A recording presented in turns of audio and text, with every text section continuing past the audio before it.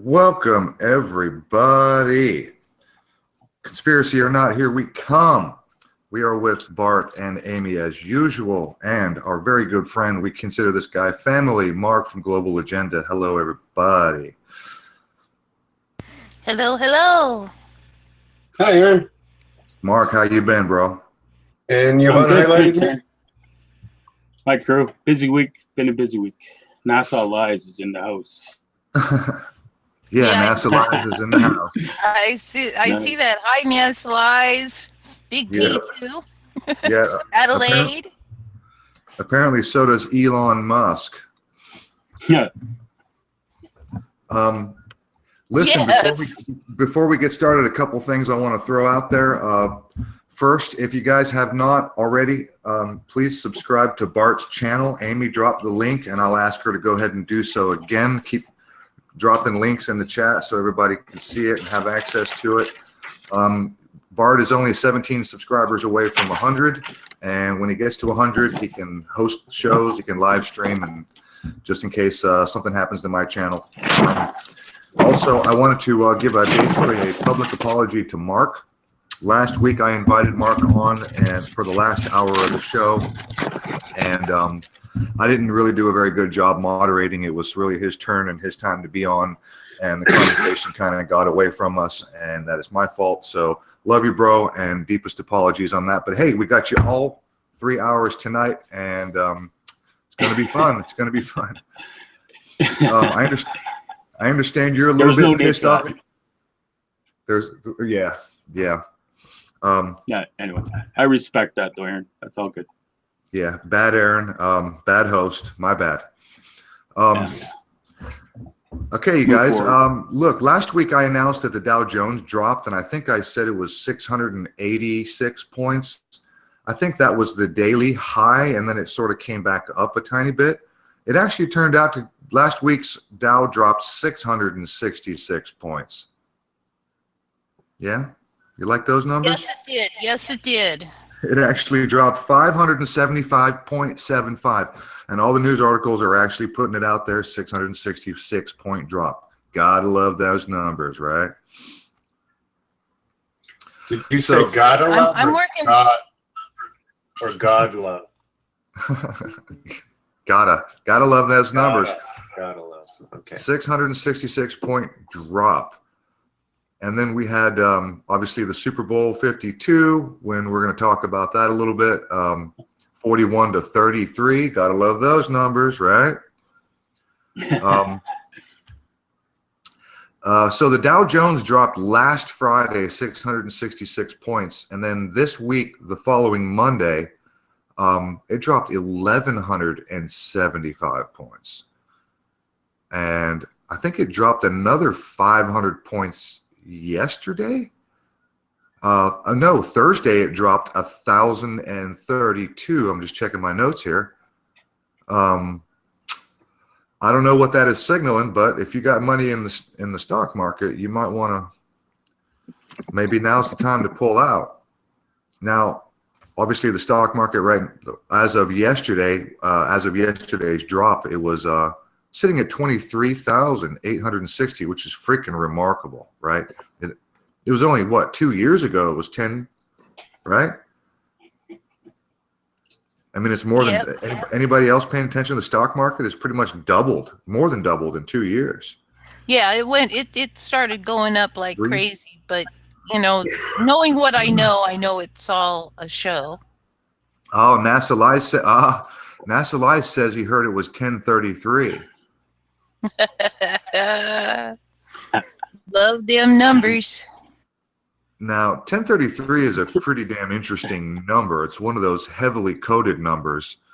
And we've talked about this many, many times before about the militarization of the police force, right? I think it was in 2010, the Pentagon initiated its 1033 program, where they were gifting out all that military hardware to police forces all around the country and some school municipalities. I mean, I haven't confirmed it, but I heard that like LA County school system, they received a couple of fucking bazookas. I'm serious, like rocket launchers. I'm Yep. not kidding. That's what I heard. What? But again, I haven't confirmed that, so I'm not saying that happened for sure. That's what I heard.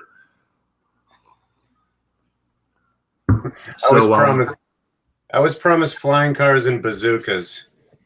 I want my bazookas. Hey, I was promised flying cars, floating cities, and all the energy we could use by my dad before his work went black. Yeah, Amy, your dad, for those that don't know, was it T. Townsend Brown? Yes, he worked with T. Townsend Brown on electrogravitics. Yep. And her dad would come home and tell her stories and then tell her to shut up about it. Yeah, pretty much. And look at her now. That's right. I'm not shutting up for nobody. So, Mark, Elon's got you pissed off these days. Elon, if oh my God, it's I when I woke up the other morning and you know, I subscribe to Extra Caps's blog, right? So I get the email direct when he's done something new, right? And when Extra Caps, who's Brother Berg, fellow Canadian Gematria blogger, does some great work. He's got a new post today, and funny enough, he's talking about Bob Dylan, and we'll go through that later on when we do the Dylan segment. But Brother Berg, Amy, that's the one that I sent you over to watch it. My sister, she says to me, she says, you have to go and watch Brother Berg's video. I go, what? She goes, yeah, he's making videos again. I go, no. And this is on my way out. And she's just laughing. And she says, oh, it's about 6 minutes long, and it's a mockery. And, you know, that's where I'm coming up now with the hashtag mockery, right? I mean, we're living it. This is a mockery. If they can get away with this, I'm laughing right now, but it's like a really upset laugh. Because this one, when I saw, I thought for sure I thought Brother Berg, when 22 months, he hadn't posted a video on YouTube, and his rationale is always that it's a lot quicker. And we know Zachary Hubbard, right? Zach pumps him out, but he pumps him out off of his blog, right? So, and then Gematrinator's doing the same thing, right? He's Derek, as you guys know, both Derek and Zach, of course. And now, you know, Brother Berg, Extra Caps is my guy. One of my guys I follow. And when I read that he, you know, 22 months, there's your 22, hadn't put a video out. And then his last two videos, pretense to this one, I noticed he did one on Amtrak. So I said, cool, man. He was plugged into Amtrak. So I watched it, and he punched out the numbers random, but it was the funny, Amy, that was a funny video that Brother Berg did. I mean, his numbers went by too quick, but that was funny. Yeah. I kept having to pause it to go, wait, what? Yeah. That's what my sister said. She said, you know, the new Gematria won't understand, right? Because it's just flying. And I'm just looking at the numbers scrolling by. I go, yeah, he's got it. I'm seeing 111. I'm seeing 222. I'm seeing the 261. I'm seeing 216. I'm seeing it all. And he's got him bang on. And he's Yep. done a great job today again, and he's deciphering the same thing that my sister Wendy, which we'll discuss the numbers, of course, later on, and she's deciphered the same codes as Brother Berg has, so they're on the same page on after his blog today. So it's great timing that he came out with that. Anyway, going back to the SpaceX, I go, is this serious? Because I wasn't paying attention. I've been plugged into Amtrak, right? I mean, there's so much stuff going on, right? And I go, no way. And then when I said, are they selling this car in space as real? And then boom. And, you know, I from December 31st to January 31st, I didn't publish any videos. My channel finally became clear on January 23rd of all. Yeah, you went dark for a little while. Yeah, I went dark, and we'll be discussing dark later because tonight's show is going to end on the dark moon, the black moon that happens on February 14th, 15th, and 16th. More Jewish holidays coming up, and that's what we'll end this video on this evening. Just a little spoiler alert. Spoiler alert. But yeah, going dark is huge right now. Okay, going dark, right? Because I just noted too, the MH370 ship went dark for 3 days. Blah blah blah. And I'm an MH370 guy because that's the first video I ever did was on, as you guys could know in those videos. Yep. But when I saw this, I said, if they can sell this SpaceX friggin' Roadster Tesla vehicle in space with a driving mannequin the same day that the mannequin dolls get $2,000, they have to give them away in Germany because the sex mannequin shop, the brothel, got busted, and now I'm asking for donations for the GoFundMe campaign to get the boy laid when he gets back to Earth. That was jokes, great. jokes. That was great. Anyway, you know what? They're making a mockery of this. But seriously, guys, seriously, are we gonna accept this? Are we gonna accept this as real? No. This is incredible. Aaron, back to you, Aaron. I know you want to talk about it. Well, I came out, and this week I did more videos in 1 week than I've done in a long time, and I'm a busy guy, okay? And I stayed up at night, and my last one last night that I posted today, which has got my channel's being dumbed and numbed down by YouTube algorithms for sure, you know. I came back on the 31st and did that Justin Timberlake video, and it went viral. They'll allow the odd video that I do to go viral, right? It suits their needs. And then boom, they shut me down again, right? I don't care.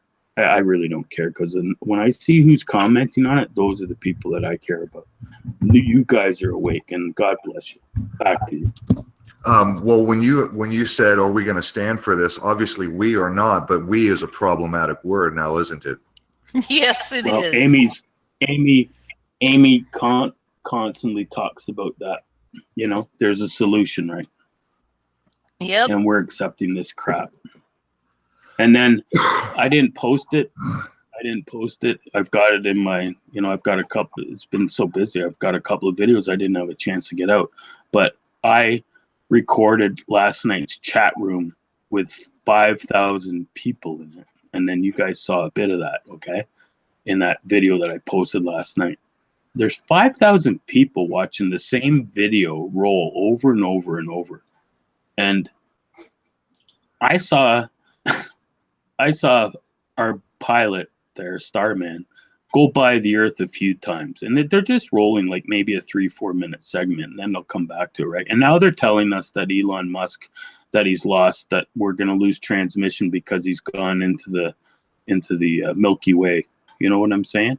Right. Like, this is it, and they already set us up for failure because they said that he overshot his mark to get over to Mars, right? So he got caught speeding intergalactically, and I'm telling you, there's some good ET policemen out there. If they slowed down that roadster, I'm telling you.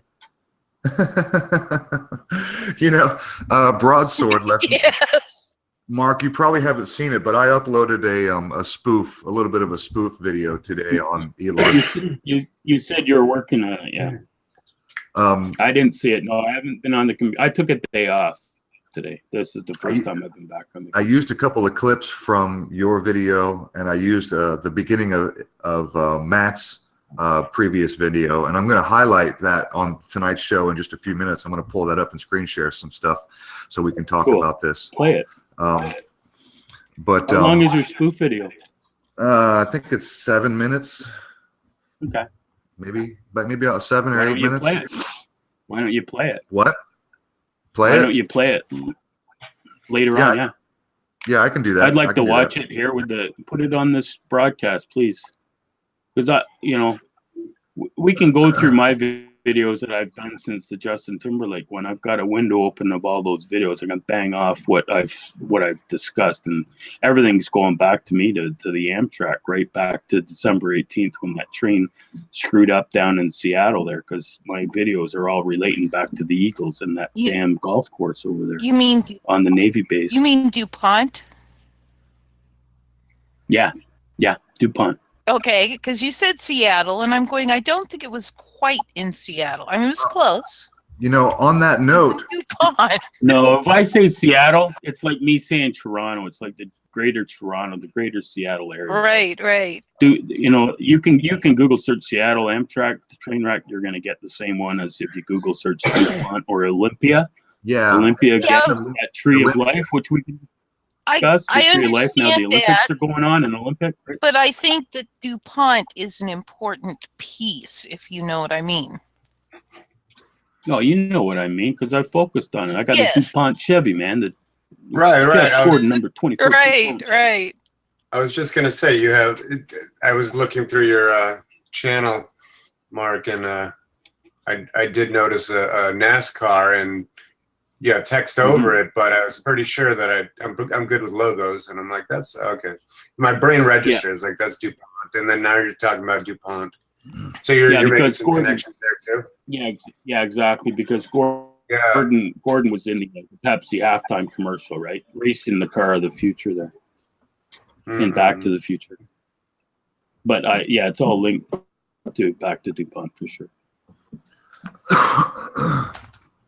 I think it's interesting that DuPont had a family member that was presumably, we are told, convicted of murder. Mm-hmm. That's the wrestler, the wrestling family murder. I don't remember the specific details. I just remember that he was convicted of murder. I got a gem for you.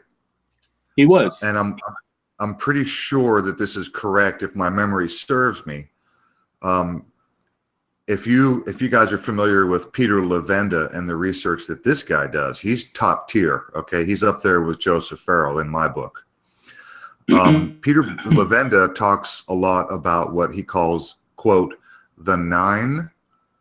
Okay, right. And he's got a book about it, and this is for those who don't know. And I forget what year it was. It was early 1900s.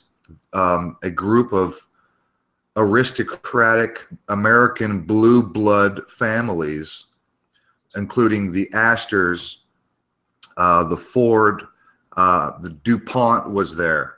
Okay, they had a freaking seance or multiple seances, and they claimed to have contacted 9, quote, entities. And I've spoken about that before on previous shows way back when Ian was with us, when I was really big. And but anyway, DuPont family, they were involved in that. So the Astors were, the family members from Astors, DuPont. I think Ford was there. God, I used to know all the names that were there. I used to listen to Peter Levenda all the time. But anyway, I do know, I'm pretty sure DuPont was one of those family members involved in that cult ceremonies that they were holding, involved in contacting, I don't know, aliens or entities. I don't know what it was exactly, but there it is. But I just want to take a little step backwards. Mark, you said, and of course we're going to talk about this, and you've highlighted in your videos, the blackouts, right? I recently saw the new Blade Runner 2049 movie, and they say in that movie no less than 4 times 4 separate times in this movie, they inject dialogue in that movie about the blackout. They're always referring to after the blackout, you know, when the blackout happened, and blah, blah, blah. Everything's changed since the blackout. And that jumped out. When I watched that movie, the first time I heard it, it was like a hammer coming flying out of the TV and smacking you in the forehead. And then 3 or 4 more times in the movie, they keep bringing up, you know, remember the blackout. So I don't know what kind of fucking predictive programming or when they're planning on pulling something off, but you're on it, buddy. Yep. Yeah, we have a date. We'll have a date at the end of the video or at the end of the chat. Sorry, I feel like I'm making a video. Are we making a video? Yeah, we are. Yeah. You got it. The blackout. That's it. That's it. You got it. You know, no spoiler alerts. That's what's all coming down on the 14th, 15th, and the 16th. That's what we figured out. Oh, you think it's gonna be a black? Well, we're going dark, but I just told my sister we're going dark. Haven't I been focusing on going dark? Yeah, you have a lot of videos you've been doing on that. We're going dark. I just pulled up my Northeast blackout of 2003, the one I was part of. And it happened on August 14th, 2003. I was working at the Tennis Canada Center. We had the Canadian Open National Tennis Championships with, you know, Federer and all the boys and girls. I think it was the men back then. And I was working down there. And all of a sudden we went black, 4:30 in the afternoon. And that was a Northeast blackout that lasted some places 24 to 72 hours. We're going to have another one of those. I'm pretty damn sure. Unfortunately, it's going to be in the winter. Yes. Well, for those who can afford it, I would recommend, and I'm not kidding when I say this. Hey, Pablo's in the chat. Pablo Damon, everybody. I'm going to go and get myself a generator. I'm going to hop on over to Harbor Freight. They've got good deals on generators. I need to go get one that can at least power 2 refrigerators and some lights. So I don't want, you know, when the blackout happens, man, first thing to go is food. So yes, even if you can only afford a small one, one that can run 2 refrigerators, I recommend going and getting one. It's probably going to be invaluable. At least I've got a fireplace. So if the power goes out and I got no fire, no energy, no power, I can at least keep my house warm. So there's that. Listen, before we get too deep in this evening, I wanted to highlight a couple of things here, at least 1 or 2. I'm not sure if you guys have heard of what feminism has done to modeling lately. The grid girls, the Formula One race car grid girls, these are the hot chicks, the models who walk out and represent their team. You know, they carry the flags and they carry the banners, and right, it's all part of the show. These chicks make good money doing it. It's part of their living. It is their career. It is what they wanted. It gives them exposure, and then they get, you know, contacted by other, you know, producers of movies and commercials and whatever. Okay, this is what models do for a freaking living. They enjoy it. They chose to do it. And all over the internet right now is everybody's up in arms over not only Formula One, but also darts. Apparently darts is a big thing. So Formula One has banned the grid girls. Okay, no more hot chicks on Formula One. And they've also banned the dart girls. Everybody on the internet right now is pissed off and up in arms and blaming feminism, right? We've got this politically correct culture of extreme left, call them liberals, call them feminists, right? Call them social justice warriors. I don't care what you call them. But everybody, I mean, there's tons and tons and tons of fucking videos right now, people pissed off at feminism and feminists because apparently those are the people responsible for having grid girls and dart girls being banned. Well, I got a message for all you. I'm going to bet. Go ahead. I was just going to say, I'm going to bet this is manufactured as all get out. It's absolutely manufactured. And this is the point I was going to make. I got a message for all you dumbasses. And I mean dumbasses. And some of you are not dumbasses. Like I subscribe to a channel called Computing Forever. He's an Irish guy, red hair. I think he's got like two or 300,000 subscribers, right? He's a big channel, and social commentary, brilliant guy. Even he's on board, and you know, high impact flicks. Everybody's covered this. I got news for every one of you freaking dumbasses that are pissed off at feminists over this. It's not the feminists. Your anger is in the wrong direction. If you want to be pissed off at somebody for getting rid of grid girls, get pissed off of the organization known as Formula One, who made the fucking decision to get rid of the grid girls. Yep. Because honestly, you know, there's all these videos you can, if you like social commentary videos and you're interested in the subject of people bashing feminism, there's more than your fair share. You can watch all day long, all month, all year. You won't get through all of them. Everybody's talking about this phenomenon of feminism, and look, they've even had, you know, news broadcasts like the morning TV shows have interviewed these models who say, look, we're out of a job, we chose to do it, we love to do it. All the social commentators are saying the same thing. They're saying, look, feminists, you're all about empowering women. Well, you just got all these women fucking fired. And and on top of that off, I just heard the other day that Formula One is now going to replace the grid girls with kids. Oh, geez. So they're not going to be paid, basically. You know what I mean? So we're talking young kids. So they're going to be grid kids. All for the pedophiles.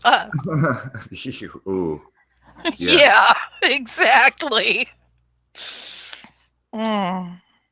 So I just want to remind people to put your anger in the right place. I mean, feminism, the feminist movement, it's a minority. It's a minority operation. It's a minority group of people who really dye their hair and go out to protest and scream and holler and hoop and haw and cry and piss and moan about exploiting women this and gender this and pay gap that, which is bullshit. The pay gap is bullshit. Look, man, Formula One is a fucking institution. Formula One is a huge, worldwide, enormously wealthy, because it caters to the super wealthy. It's a sport for rich people. Put your anger there. Send them your emails. Stop making social commentary bashing feminists over this. This isn't feminism. That's the excuse. Yes. Formula One did this. Well, they had Formula One do it so they could get their controlled opposition to go out and bash feminism. It's pretty clear, I think. Well, it definitely works to divide people further and further. Yes, it does. I'm staying out of this one. Not because I don't have anything to say. I have too much to say. I don't want to go. No, And you have a wife. And what? I don't blame you. You have a wife. Well, no, it's not even about that. No, I have it's like a mosh pit in my brain right now. And I can't, there's no clear winner. So I just think there's a lot of misplaced anger.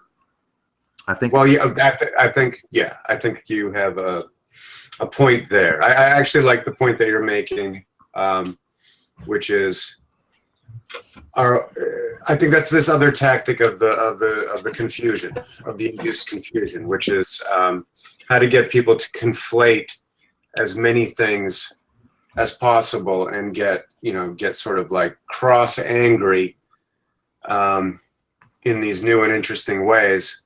But then again, it's all about, everything's a distraction from every other distraction. Yeah. Yeah. Yeah, it sure is. So I've got, let me see, I need to open up a tab because I want to share a video. Aaron, Go ahead, Mark. Yeah, I'm going to add my 3 cents on that. I was just waiting.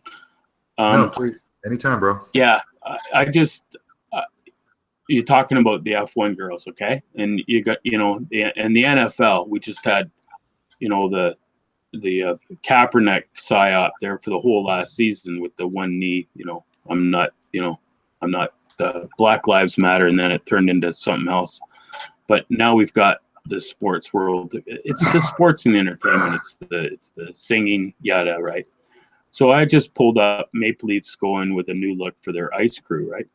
So I should grab this link. It's from the Toronto Sun. I'll put it in the room. But where we've got is the sexism is why don't they target the Miley Cyrus's videos of her swinging on the chain wrecking ball with her legs spread? You know, the feminists. Why don't you target all those videos, those sexist videos? They're making their own. They're making their own mockery of their own by picking on certain things. If they are really feminists, they wouldn't have these girls, you know, working in these sexy outfits in front of all these horn dog men, etc. Right? So it's just once again, it's the whole thing's a damn mockery, right? I mean, if there's truly feminists out there, you wouldn't have all of this, you know, sexism in sports. It's not just the F1, trust me, and you know that. It's more than, you know, look at the NFL cheerleaders, the Dallas cheerleaders. Holy cow, my team. Not anymore. NFL's a joke now. I don't even. Sports is rigged. You know, that's one thing I've woken up to too. Sports is rigged. It's everything's scripted. Though friggin' everything on this planet is scripted. Right? Yeah. So yeah. they can eliminate it itself. You just have to look at these skimpy outfits now. We're in the Winter Olympics, but look at the Summer Olympics. You know, Scroogle, you know, hot Olympic athletes, and see what you get. Right, like. You know, they got these little skimpy, all those 100-meter female sprinters, even the guys. It's like, it's a meet-a-thon, right? It's going back to the old, you know, Roman Empire, the Olympics, the Greeks, right? It's like, give me a break. Everything. And then they've got the sheeple all paying attention to their cell phones, keeping their head down, and they're looking at the idiot box, my dad would call it the TV, and no one's looking up in the air anymore. No one's looking at the stars, no one looking at the moon phases, and no one's looking at the chemtrails. They've got this L, the G5, the 5G.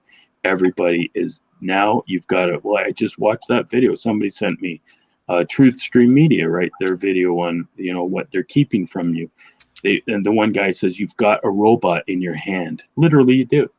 You know, how many times a day do you go to your cell phone? It's like your little robot. That's well, the answer to that question is actually startling. I've seen some like polls or studies that show that on average it's in the several hundreds per day. Several hundreds. Going to the cell phone? Yeah, several hundreds of time that the phone is turned on, turned off, turned on, turned off, and looked at. And that's on average. So some people are in the many, many hundreds, and some people are, you know, lower than, obviously, to make the average. But that's what it is. I'll play devil's advocate on that. Oh, and real quick, Bart, I'm sorry, 1 second, real quick. My mailbox episode, that girl that smashed my mailbox. Yeah. I was talking to my neighbor just last week, and my neighbor was standing outside on her front porch. She saw it happen. She was out there waiting for her daughter for the bus, and she said the girl was on her phone. So there you go. Go ahead, Bart. Oh, I was going to say I'll play devil's advocate in the sense of so hundreds of times a day, people are looking at their phones. What did you say the average was again? I'm just going off the top of my head, an old poll that I saw a while ago, and don't quote me on it, but it was hundreds of times a day. I would just say, you know, that's really not that much. It's like how many steps a day do you take? How many times do you blink? How many times is your heartbeat? How many times do you scratch yourself? Right? It's like you just go along with this, but if you ever got a number on it, like you know that you scratch yourself over 5, like what's the number? Where would you be shocked, right? Because there's this thing about not keeping track of stuff, and then like keeping track of something, counting it up, and then throwing out a seemingly big number that seems like, oh, it seems shocking. Yeah. Yeah. Okay. Let me play this video. Speaking of shocking, let me do a quick screen share and highlight myself. This is a video that Tidor put out. And for those who don't know who Tidor is, they're distorting our rhythm channel, and I'll show that in just a second. Is that the time traveler dude? No, he's an Australian bloke. He's a good dude. So there's his channel. This is his current channel. They're distorting our rhythm disassociate. And I don't know which one it is, but the guy keeps getting, he's lost a shitload of channels. He's got a bunch of channels as backups. And so I don't know what number this is, 18, 19, I don't know. But anyway, the Daily Telegraph article here that he highlights, this is only a 3-minute video. I want to play most of it. This is going to maybe make your blood boil a little bit. Toddlers practice lockdown drills at preschools and daycare centers. Let my blood go in already.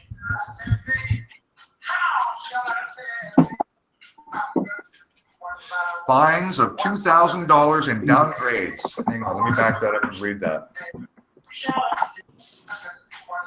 Fines of $2,000 and downgrades of quality ratings apply for operators who fail to ensure all children have been included. All children have been included, or who failed to do the drills. Here it is, 4 times a year.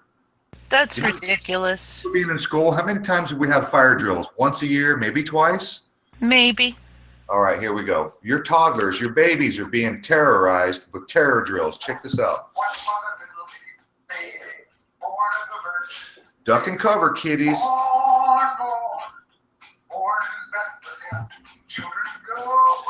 Here, this article, quote, you have to provide documented evidence on your lockdown drills. We have to make sure the fucking editor, we have to make sure very child. See that? Jesus Christ. Come on, editors. We have to make sure every child has done it. Even if one child is away for 6 weeks, we can't sign off on that until that one child is trained as well, Miss O'Neill said. This is absurd. This is total insanity. We've got to put a stop to this. Here, quote, parents shouldn't be worried. It's not like centers are saying the world is full of terrorism. That's exactly what you're fucking saying. That is exactly it.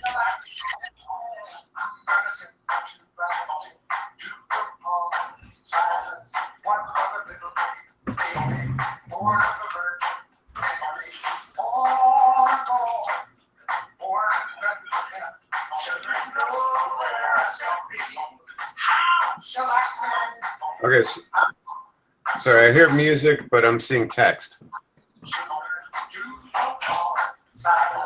Yeah, that music is on the video. That's Oh, okay, so he's just showing the text in his video. Okay, all right, sorry.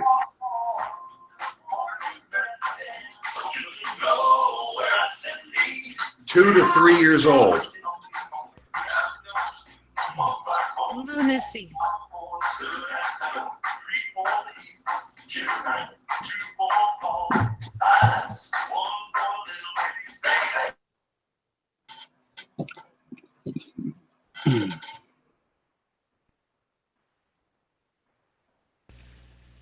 Yeah. Totally insane. All right, so I feel like that their whole approach is wrong on this. I feel like if there's an active shooter in the school, you teach the kids to run around like crazy. Therefore, they're not as good targets. You would You know think. what I'm saying? Yeah. Right? Instead of just like hunkering down. Well, then go ahead. it's a dark joke I'm making, but Okay. you know, like something also like to the effect of what if, okay, so this is 4 times a year now in preschools. Maybe at some point we can expect it to be what, a monthly drill, then maybe once every week. Then maybe there should just be a whole class, like daily, every day, in preschool, you know, for an hour, they do the shelter in place drill. And then maybe then people will wake up to, you know, maybe there's something going on here. Maybe this isn't right. What to me is the fact that we have maybe once or bills and the terrorism has been manufactured. Number of the fires too. What we're trying to say is that terrorist attacks are more likely to happen at your fire, right? Yeah. No. Well, Guess that's this is unacceptable. yeah. Sorry, Amy. Just so you know, you're dropping out at about half. I'm only catching half of what. I'm only catching half of what you're saying. Yeah, and I'm getting you to it.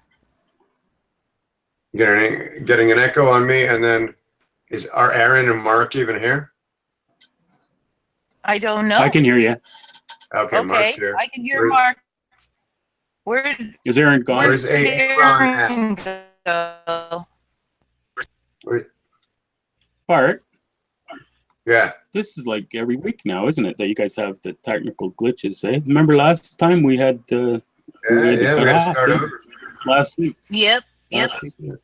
Amy's Last been week kind of we had to shaky all do night. it. Aaron's gone. I don't guess hear- he is. Yeah. Aaron dropped out. How has my audio been? Because I'm on satellite. You're You pretty sound good. fine. Yeah. Good. I don't know why Well, Amy, you know what? We can just tell Aaron to have a nice night and log off, and we'll take over the show. How's that sound? Well, unfortunately, if we do that, Yeah. yeah. Look at Rufus. I see it. He's in the chat. He's going silent. Oh, that's funny. For the audience, Rufus is in the Google chat in with the administrators, and he's saying, "What?" He's gone. Rufus is gone. Yeah, no, unfortunately, if he stays out too long, the live broadcast ends. In fact, that's what happened last week. I see Arno Carner saying, "I see Aaron laid up, but no audio." That's right. Yeah. Yeah, he just dropped out, but hopefully he'll be right back. Yeah. Otherwise, we'll have to do this show in pieces again. So do it, Mark. Take over. What do you got? What's next on your what's next on your global agenda? Let's go. Seeing as how we're into the Olympics right now, let's go back to my first video back after a month off. Okay, let's go over to Justin Timberlake, Super Bowl 52, and the hidden symbolism behind the trees. I'm gonna just throw that in there. Yeah, I'm gonna throw that into the chat. Okay, that link. I mean, probably a few of these people in here have already looked at that, right? Arno says he missed the intro. Arno says he missed the intro music. That's funny. Okay, so let me just read what it's about, okay? So here it is. This upcoming 16th, so this was posted on January 31st, so 4 days before the Super Bowl, okay? I would like to give my youngest sister Wendy a shout out for leading me into this rabbit hole. Without her numbers, I would never have believed that I was seeing as I looked into the connections that I linked together. And now this is going into the February 16th date, which is going to be Dylan at the end of the chat, okay? This upcoming February 16th marks the Chinese New Year. In Chinese astrology, we are going to be entering the year of the dog. February 16th is a very important date for the present ritual season that we are in with the Jewish holidays and the super blue moon that we just had. And now we're going to have a dark moon coming up, which we'll discuss later. The upcoming Olympics in South Korea, and of course this weekend, Super Bowl 52 in Minneapolis, Minnesota. This video covers a large spiderweb from the death of Prince to Queen Elizabeth's birthday in April 2016 to the Fort McMurray wildfire of May 2016 to last year's Super Bowl in Houston, Texas, and the subsequent flooding of that city to the California wildfires, and back to last week's Grammys and the upcoming Super Bowl where Justin Timberlake will be playing at the Pepsi halftime show. Justin Timberlake's birthday just happens to be today, which I posted at January 31st. Happy birthday, JT. And his new album, Man of the Woods, will be released on February 2nd, which happened in 2 days short of the Super Bowl appearance. Funny enough, the first time he has played the Super Bowl was in Houston, and that was in 2004. And it was also the infamous Nipplegate duet with Janet Jackson. We will see what the fun and games of the upcoming Super Bowl brings to the state of Minnesota. And that video pretty well called out the underdog Philadelphia Eagles, because we were seeing a lot of dog symbolism and the dog pound, and they had these Chinese masks that they had made in China, and all these people were wearing the rubber masks, and it was like the dog pound, which they have in Cleveland. So there was a lot of symbolism with the dogs. But just go back to the Tree of Life for 1 minute, because we're into the Olympics right now.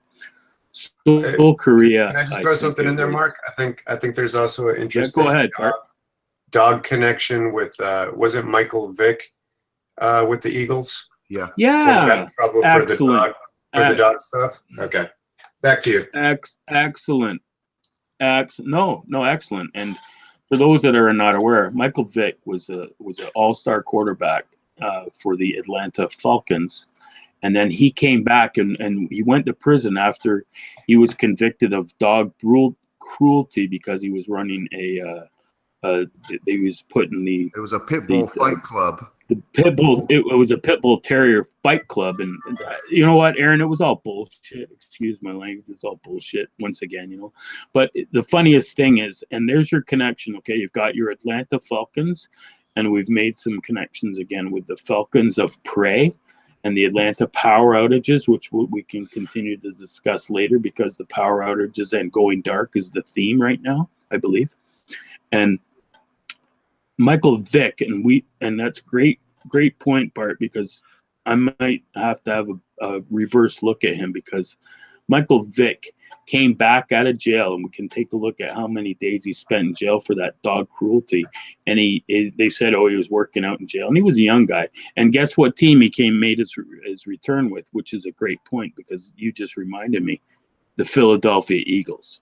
Right. So there's a great connection. He got out of jail. Yeah, he went to jail with the Falcons, and he came out of jail, a bro, big dog pound boy, big, dog catcher, nasty dog guy. And he played for the Philadelphia Eagles. Boom! Right out of jail, they signed him to a free agent contract.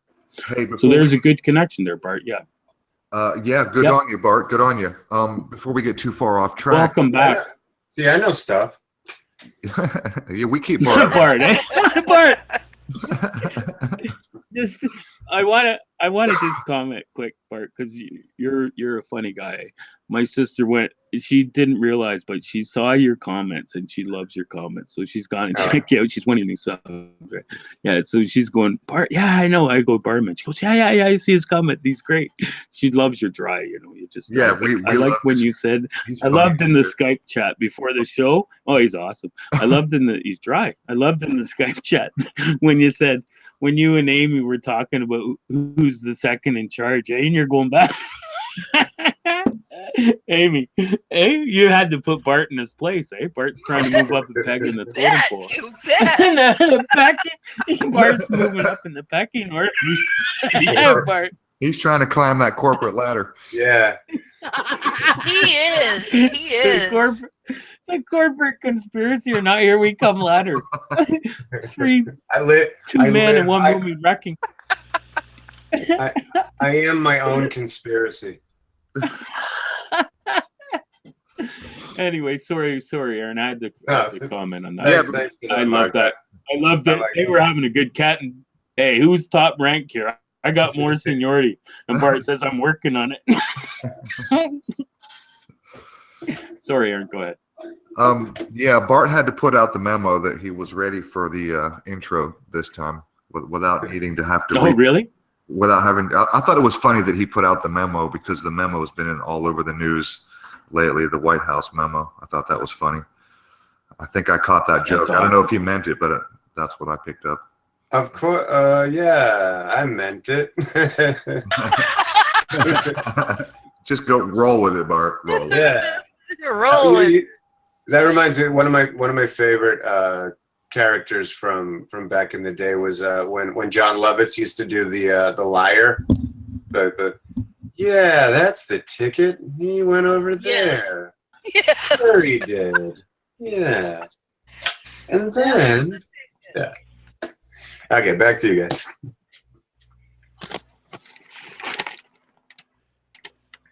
Go But ahead, I Aaron. think, I think, Mark, though, you were in the middle of something, and I took you off on a Well, tangent Bart, with the Michael Vick yeah. thing. So I think Aaron said before we go too far ahead, he wanted to bring us back to something. What was it, Aaron? Sorry to catch you off guard. I just did. I was at the Tree of Life in the Olympics. That's yes, where I was. you're about to go into the Tree of Life. Yeah. He Did we lose? that's- Did we lose?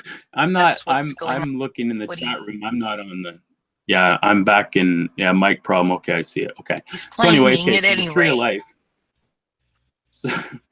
So we weren't really. Not too many of us were aware of this Tree of Life that it looks like the 400,000 LED lights on this tree that it's in the Olympic Village, right? So it's going to be for the tourists in South Korea to snuggle up with photos of this beautiful green Tree of Life that looks like a nuclear bomb going off. Yes, a green it was nuclear kind of- bomb. Right? And it was kind of hypocritical because I wasn't aware that they had 500 acres of trees were clear cut to put in the downhill ski course in I guess it's north of Pyeongchang or wherever the Olympics Pyeongchang. village is, right? Pyeongchang. So yeah, so they wiped out all these trees, and I did make note of that in that video. And then they replaced it with a downhill course, and then they gave the token Tree of Life to to the Olympic cauldron, but it's not even a tree, right? So Right. 3 days before that, I got Tammy W she's one of my followers in Google. She sends me some great information. When you see Tammy W, pay attention to what she's posting because she's usually sending you over to her blog, and she uses lots of my videos because she's in the connection. And Tammy lives out by Seattle, and she just did some traveling up and down the coast where the IM-5 train derailed there on December 18th, which I linked to an Eagles Pride golf course just down the road, right beside Olympia, between Olympia and DuPont. I saw Eagles Pride, and she's telling me that the whole Seattle went nuts when they brought in literally a huge tree in this like a sphere dome in Seattle at the Starbucks. And no, it was beside Starbucks. It was the Amazon corporate office has got a sphere, a glass big sphere internal for the plants. And what do they call those things, Bart? What do they call one of those things? Geodesic dome? Terrarium? Terrarium. It's like a overgrown terrarium. Yeah, it's like a terrarium dome, whatever it is, right? Anyway, it's awesome. Biodome, maybe? Yeah, something like that. Okay, it's massive. If you go Google search Seattle's, Amazon biodome or whatever, and they brought this tree up from California, and they just opened this place on January 29th. And I went, what? But I'd already done my video, but she sent me the link after the fact. Because once again, Amy, there's your Seattle with the trees again, right? Seattle, she keeps popping up, right? Yep. And, say what you want about Spudgy, but he's been a pit bull on it since day one, and something might happen. And I found that ferry disaster in the, what was that TV show, Grey's Anatomy, Going Gray, that one of their season enders is a ferry wreck in Seattle, the port of Seattle, right? Massive casualties, etc. So Mm-hmm. Seattle comes up with a tree, but just further up the road, when I Google search Tree of Life, in Olympia, Washington, came up that massive tree that is sitting between the cliffs with just its roots hanging out, bare roots, right? And then you got that song up here in Canada called "I Got No Roots in My Soul." I got no roots in my soul. And that all of a sudden, this tree, everyone's going, why isn't this tree dead? It's clinging to life. It's the tree of life. And then you go over to the nuclear tree of life in the Olympics right now. And then we're going to continue with our February 16th right now and right here, because during the Olympics is February 16th, okay? And then during the Olympics closing is February 25th. Let's rewind to April 21st, 2016. And what did we have? We had Prince's death, who was just eulogized at Justin Timberlake. I've got notes. I've got notes on that. Super Bowl, right? So Timber and my video was focusing on the wood and the trees, okay? And Timberlake's new video was called "The Man of the Woods." There it is. Thank you. And you can go right. And January 31st was Timberlake's birthday. And also January 31st was a Jewish holiday. Wait. And it was a holiday commemorating trees. Sorry. Wait. January 31st was Timberlake's birthday? Yeah. That was the day of the super blue blood red moon eclipse. Exactly. And that's in my notes. 150 years since the last time that happened. I think it's going to be another 36 years before it happens again. And before we move too far forward, this Justin Timberlake "Man in the Woods" album, if you didn't know, "Man in the Woods," that's a reference to Pan, the woodland god. Yep. That's right. Oh, yeah. And I don't remember, I didn't remember this, but I heard some people wanking about it on the radio, that of all the Prince songs to choose, they sang, or they had Justin sing "I Would Die for You." Yeah. Yep. So that was a little funny. Yeah, and that's also the same performance where we saw the shadow of Prince in someone playing the guitar. Prince's, that famous, sigil-shaped guitar of his. Mm-hmm. Behind the veil, where it looked like the tail looked like a devil's tail. So while you see the image of what looks like the devil, Justin Timberlake, with his album "Man of the Woods" reference to Pan, aka Baphomet, is singing "I Would Die for You" with the image of, what looks like freaking devil behind the curtain, behind the veil, in the shadow. It's the shadow on the veil. Yep. I mean, the symbolism is so fucking thick. It is. Oh my gosh. It was amazing. That was so coded and so deep, and such a slap in the face to Prince too. But you know what? They make a mockery out of all of it, don't they? They're making a mockery out of his death. Now we've got Starman flying around up above us right now in that roadster, that hot burgundy roadster, and he's David Bowie's protege. So we got Bowie again coming out with Prince. So you see how they're resurrecting their two famous dudes from 2 years ago. It's going to continue. I had no idea that Timberlake was doing a Prince tribute. Okay, I was blind to that one. That one got by me, and then all of a sudden, boom, he's doing it, and I just giggled when I heard he was doing a Prince tribute. I'm going, are you kidding me? They're bringing him back. And then David Bowie, this week, he gets brought back. It's like, and I've done massive videos on these guys way back, and unfortunately I took some down, but they're still in my computer here. So I'm uploading a bunch of stuff now that this channel is community guideline strike free for now. I'm going to take him over to my second channel, and I'm going to repost a bunch of my videos that were big time hits way back in the day that I posted them. So that's what I'm going to do. And then that channel can get shut down. I've got a third channel ready to go to. Rufus, you got to have all these channels now, buddy. I know. Yeah, I should probably make one.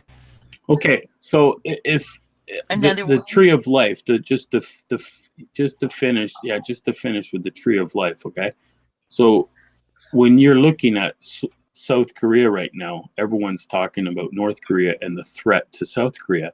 And while just before all the rhetoric from Trump, or after all the rhetoric from Trump about having the ships are all off the coast out there in Korea, South Korea, they announced that the South Koreans and the North Koreans, they're going to have some athletes walk into the village today during the Olympic ceremonies together in harmony. I think North Korea said they have some figure skaters that are going to march in, and South Korea invited them to march in with their team, and they accepted. So there was a little, the gamesmanship literally with the Olympics going on as we speak during the Olympic opening ceremonies. You're going to see North and South Korea walking in together. And now all of a sudden the rhetoric is starting to calm down, and they're focusing now on other things. Like they're still trying to stir up the crap between Russia and the US, and Trump's going to have no part of that.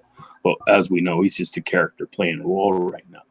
So the tree of life, to me, when I saw that one dangling in Washington, that was just more resurrection. That was just more affirmation to me that they're going to continue with the wildfires and the crap going on in poor Oregon, Washington State, North California. It's just going to continue as they work towards Agenda 2030. Yeah. Before I forget, I'm going to ask Amy to drop Bart's channel link in the live chat one more time. I want to remind people to please go over and subscribe to Bart. He only needs like 17 more to hit 100, and then he should be able to live stream and host shows in the future if need be.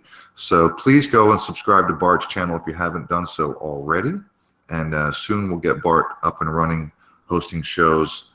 And if anything happens to me, then we're screwed without Bart, because right now Amy's in the penalty box. Yes, I am. Wendy, Okay, I'm I gotta go get that link again because I'm having mic problems again. You're also having spelling problems. You called me Brat. You're Brat again. Amy, drop Brat's link. You are a brat. You are a Brat. So I never got to, just a slight aside, I never got to talk about my dream car, which is a Subaru Brat. Someday I want to have a Subaru Brat, and then I'm going to switch the letters, and it's going to say Bart. So it's going to be, I'm going to reclaim the B word. Hey, all right, back to you. The least they could have done was, what they should have put up a Carroll Shelby 427 Cobra. That's what they should have put up there. That's my second favorite car. Have you ever seen the ones that are made out of copper? No, I don't think so. Well, yeah, we'll take that offline. We'll have to talk about copper AC Cobras. The original body for that car was aluminum. It was a polished aluminum, I think. Mm-hmm. Yeah.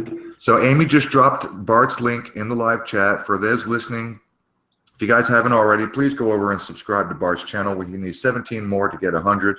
And like I said, Amy's in the penalty box, so she can't live stream. And if anything happens to me, if I get a strike, then the show is done until somebody can live stream. Anyway, so there's that. Let me see. I ran through that note. Man of the Woods is Pan. And God, my microphone is just doing its own thing tonight. Let's see. Mark, your new video, one of your new videos, actually, you've been putting out a lot lately. I don't know which one it was, where you highlighted the I think Mark's in the body. Oh, okay, he's muted. Did Mark run off for a second? Yeah, I think. Oh, okay. Oh, well, in that in that case, I think I do have something else I want to share here. I'll tell you what I might do is just go ahead and tell you what. Let's see. I will pull up Matt's video, I think. We'll do something. Hey, I'm going to be right back. All right. All right. Everybody's going to go take a break. Allison says she God, Amy, at least on my end, your audio is mostly out. doesn't obstruct, but she would be willing. Amy, if you're speaking, I'm only getting like 1 out of every 10 words. So, I can you hear me now? yes. Oh, okay. I said Allison said no had a live willing to host the show. Oh, I imagine we could walk her through it. Yeah, we're having lots of technical difficulties tonight, and sometimes I come through and other times I don't. It's very frustrating. and I've had to leave and come back. I'm having microphone problems. It's like the last 4 or 5 weeks in a row, we've had serious technical problems. Yep. Aaron, Go ahead, Mark. Aaron, when you were gone there, I was asking. I said to Bart, I go, "You've had problems. You had a problem with us last week. We had to all kick off and come back on, and then you said it's happened the last 2 weeks prior to that." Yeah. Yeah, and why? It's just, and then you go on to these other chats, and you see the same problems with some of these more serious, chat rooms. So it just shows you that the targeting, they definitely have. What server are you on right now? Are you on Chrome? No, I'm on Explorer, and you can bash me for that anytime now. I know I take a lot of flack for using Explorer. Yeah.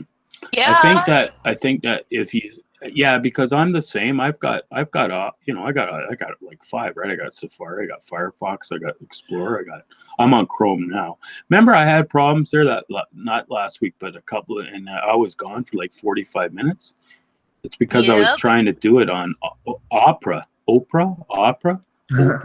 now Opera to me gives me more grief. I don't even open it anymore. And it used to be one of my favorites. So I think Chrome is kind of like overruling everybody, even though I am on Windows 10. Yes, I caved to that several years back now. I let them have me. But Chrome to me, you probably want to start doing this on Chrome. I think you'd probably be better. That's my opinion. Okay, well, on that, I'll give Chrome a try. Certainly not at the moment. Yeah, do it. I think they do say it's more compatible. Scroogle's more compatible with the Chrome. So if you're on because E doesn't work for me either. I just go on there when I'm on my backup channel. Well, now I'm on Chrome right now because my usual browser, Firefox, no longer supports the Hangouts. Yeah. You notice that? Yes. You see that? So, and you know what else, Aaron? I can't upload videos from my real player on YouTube anymore. Chrome won't allow it. Weird. Well, I just do Chrome for the. They're censoring us everywhere. I just do Chrome for the shows and then go back to Firefox for everything else. Matt Hyman in the chat, he just said that the everyone is getting disconnected. And I think he means on other podcasts, and I'm seeing a lot of trouble as well on other people's podcasts. Yes, a lot of people are having problems. I watched the beginning of Simon Parks with Project Camelot with what's her face there. And she got attacked too. She got attacked. I mean, you see it now. I'm seeing a lot of channels that are doing live streaming. They just can't. You're just getting some horrible sound quality. Forget about the video; it's sound quality. Yeah, it's I think this podcast thing that we're doing and that other people are doing, I think it's sort of backfiring on the powers that be that created the internet, that created Google, that created YouTube, that created podcasts. They probably created podcasts hoping that people involved in football and people involved in sewing groups or whatever, these little groups, people that get on and just chat about fucking soap operas and football. But I don't think they expected They probably did, but maybe not as much as is actually happening. A lot of the truth channels are getting together. There's a lot more podcasts. Josh from Truth Undenied and Gandalf the White are teamed up, and they've got a new show. They brought back the old We'll Do It Live show, and so they are on. Actually, let's see, it's 8 o'clock now. They start at 8 o'clock Central Time, and they go until whenever, and it's an open chat. So there are a lot of people like us that are getting together and connecting. And I have no doubt that we're absolutely under attack. This is not what they intended hangouts to be. It was for people to get together and talk about real shit. Hey, Aaron, is Gandalf, is he still in the chat room? If he is, you should get the link to that show posted too, so I can paste it. I haven't seen him recently. I haven't seen him. He was in the chat earlier. Yeah, we were talking. Okay. Yeah, he was in there. I said I don't know. Well, it's usually hosted on the Truth Undenied channel. So anybody who's interested, they start up at 8 o'clock Central on Truth Undenied channel. And if you can't find that, then maybe pop over to Gandalf's channel. You should be able to find a link from him somewhere, or a promo or something. And if I can find it while we're talking, then I'll drop the link. That's okay. You guys want to have some fun? For the chat room, that would be good. You guys want to have some fun for a second? I got a news article I want to show you. It's going to probably make you laugh. This happened, I think, yesterday. It was on the news. And I had to take a note, and I had to go online and find the article because I just couldn't believe it. Boy gets trapped inside an arcade claw machine.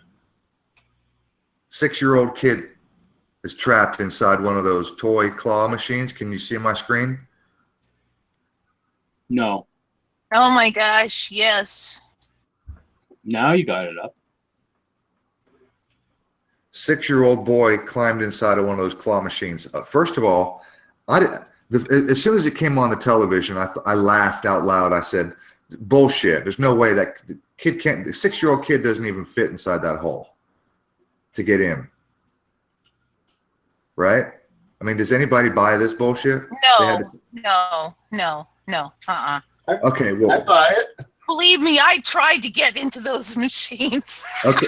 It can't be done. For those of you who might buy it, and I know Bart's a smart ass. I don't believe anything he says anymore. That's right. For those of you who might believe this story, hang on. Come on, computer. Stop doing that. No, go away. Bugger off. All right, are you ready? Are you ready to bust? Try to hold your cookies now. Make sure you're not drinking anything. Are you ready? Yep. Young boy who was recently set on getting stuffed toy from a claw-style vending machine at the Florida State restaurant, at a Florida restaurant, ended up getting stuck inside, blah, blah, blah. Titusville Fire and Emergency Services said in a Facebook post the incident happened at a Beef O'Brady's restaurant, blah, blah, blah, blah, blah. Quote, here it comes. This evening, little Mason was enjoying some food. Nah. Sweet. Done and done. Oh, that's great. And done. The claw. Look at the size of that fucking kid. Does anybody believe that kid fit inside that machine? Crawled up inside of there? Are you kidding? Obviously, he's inside there. Look at him. You don't believe that he's inside the machine? Somebody opened the top, put him in, and then made the story up. Nah, here's what I think happened. There's no way he crawled through anything that would, because otherwise people would be stealing things out of there all the time. No, come on. Something that big could get in there. I bet. Okay, well then how do they get the toys in there? They open the top and pour the toys in. I don't know. That seems obtuse.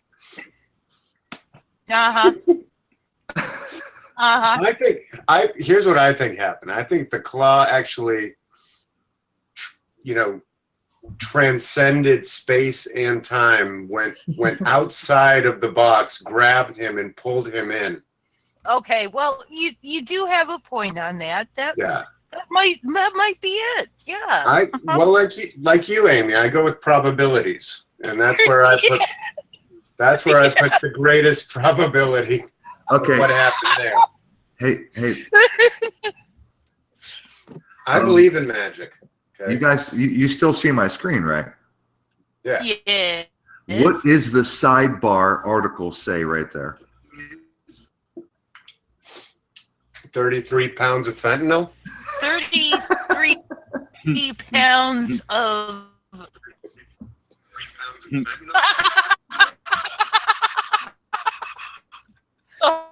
Oh no.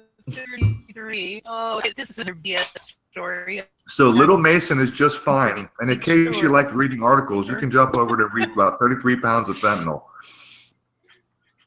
I don't know what. I gotta my look deeper into clue this. is. I gotta look deeper into this Mason character here. Mason gets stuck in machine is what I'm. Claw machine, Florida. There we go. Mason was in the machine Oh, for that- about 5 minutes. Yeah. Wait. 5 minutes? Are you telling me that the fire department showed up 5 minutes? Mace. Is that what you're trying to tell me here? Just a second now. Now look here. Oh. Look at the picture. That's a coin slot. That's a coin slot right there. Your 2 fingers barely fit in a coin slot, barely big enough to reach in and grab a freaking quarter. Uh-huh. He didn't go into the coin slot, Aaron. I'm saying, look at the scale. that's It provides right. some scale. Look at that. Yeah. 2 fingers. Well, then This is 2 fingers. no, that. 2. So that's a 2 palms worth width. No, there's no way he could fit in there. None. Zero. Zip. Nada.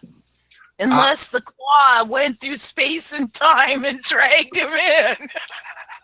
Here it says the machine sustained minimal damage from the rescue. Thank God. Thank Really? God. The machine survived. The machine is okay. We're all good. I'll play this for a second. I don't know if they show it here, but they show the fire department literally prying it open with a pry bar. Yeah. Here it comes. Here. There, they're using a pry bar to pry that machine open, and they just said the machine sustained minimal damage. No. When you pry that thing open, it's fucking ruined.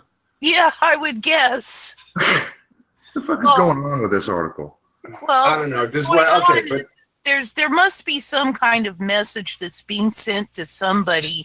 In Right, the right. meantime, they figure, the stupid people, the beasts, they'll never notice. Well, the message is clear. They found 33 pounds of fentanyl in Massachusetts. Yes. Little Mason is just fine. Don't worry about it. I'd love to Hey, run hey. the Gematria on some of that. Go but ahead, Mark. Aaron, just to go back to our boy Mason, right? Right. So little Mason stuck in the machine.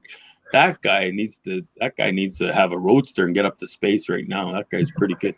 They put when they're time traveling, apparently they put all these little kids because they're tiny in these cubes, eh? And that's how they teleport them over to Mars and the colonies that they've got in the outer banks of Alaska, right? There So they you send go. them in these little cubes. No shit, right? Alfred Lebrun. If these guys are saying that the big boys, they don't have enough space when they put them in the cubes to send them away. So they use the kids, teleport them. Yeah, But I've heard some of that. you've heard that, yeah. Yes. What are you laughing at? I've got my cube parked out front. I just gotta lose a few pounds. Oh, I'm I'll be in sorry. it. Yeah. I'm going up. I'm gonna knock Elon Musk's boy, mannequin Starman. You know what? I started the David Bowie thing. I'm upset that this Starman's up there in the roadster. I'm gonna hop in my cube. I'm gonna meet him at the moon when he's recharging at the Tim Hortons electric charger station, and I'm gonna hoodwink him. I'm gonna tell him that there's a hot chick in getting a double latte in the bar, and he's going to get out of the roadster, and I'm going to hop in, and I'm out, and I'll leave him with the cube. And then that's the only way he can get back to Earth is in that cube, unless the ET want to give him a ride back. But, you know, that's another story altogether. Hey, Mark. Yeah. Did you get my last comment on your other video about David Bowie? I left you a link to a Super Bowl commercial. I mean, the Olympic, the Winter Olympic. Was that on? Did you say Mark or Bart? Said Mark. I think he said. Okay. Yeah. Sorry. That my whole life, everybody yelling out Mark. I thought they were talking to me. When you yell it sounds like Bart. Bart. No. You know what? I haven't. Which video was that one? I'm gonna show you. Like I told you, I haven't been on today at all. My last one? Which one? I got them open right now. On the 10 minutes that made the Tesla Roadster famous video. No. The last video before that, I think. Okay, I'm going on it. Oh, the one with the drive-through, SpaceX and the Tesla. Talking about. Are you kidding me? Fly me to the moon. Yeah. All this David Bowie is all over the news. He's all over the television now. Did you put it on that Black Star video? Did you go over and put it on that video? My David Bowie Black Star and the number 23 video? I honestly don't. Or did you leave it on? Look, you put out what 4, 5, 6 videos in the last week. I don't even remember which one it is right now. But look, I'm going to show it to you right now. I'm sharing. Yeah. Yeah, go ahead. Yeah. This is just a super quick. Check this out. This is the link I left you on that other comment on one of your videos. This is David Bowie. This is a commercial. I saw this on the freaking television the other day, right after you put out that video, and I was like, no way. Why is David Bowie fucking everywhere?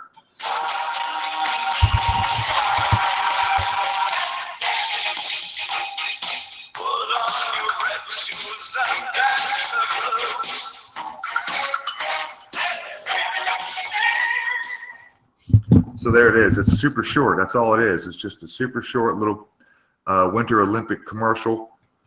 And there's David Bowie featured in an Olympic commercial. Sounds good. So let's dance. Put on your red shoes. You know what red shoes are, right? That's pedophilia. Yes. No, I didn't know that. That's good. Yeah, for those of you who don't know, I can find it. It could take me a minute or two. I mean, Amy might know where it's at.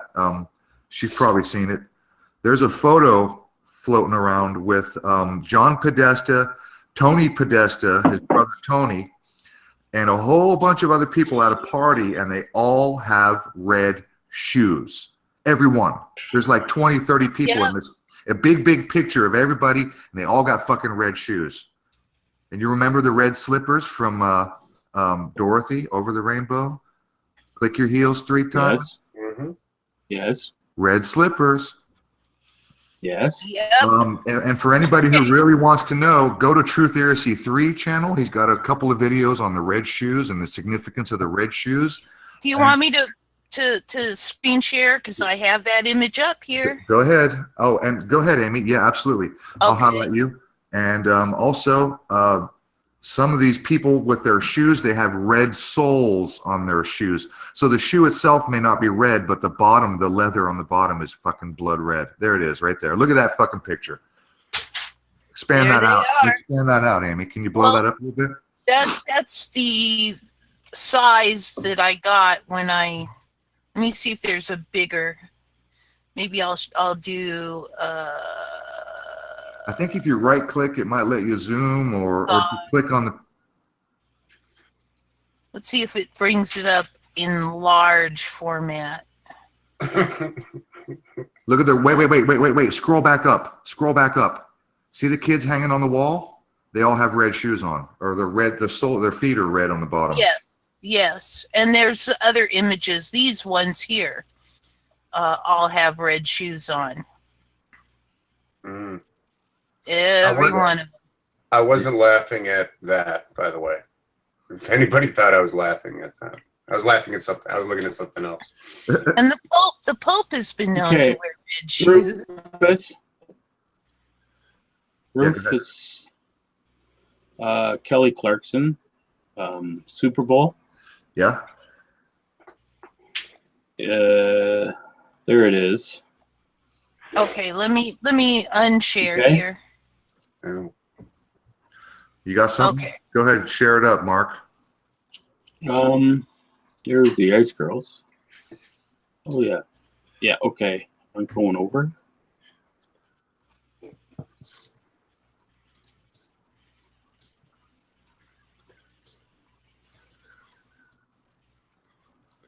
Can you see that?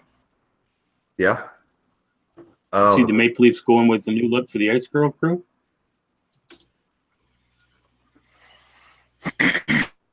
Yeah. I got you full screen. Yeah. Yeah. So Pull it you back got up. my little. Yeah, there it is. There. Remember, I was talking about the sexualization. I had this one up already, right? So the girls at the Maple Leafs here in Toronto. I mean, it's all over the place. But they use these girls to clean the ice when there's a break. They just push these little, Yeah. that's a shovel, right? So instead of bringing out Zamboni during stoppages, they bring out the girls, eh? But look at the MK Ultra. Look at the Goddard and the Rabbit ear, right? This is at my Toronto Maple Leafs game, Those right? look like So panda. there's your section. Yeah, Panda. There you go. There's my panda again, right? You know, the Imagine Dragons panda. Yep. So, hey, I got a video coming up. I got to go. I got to sign off. I got to do video.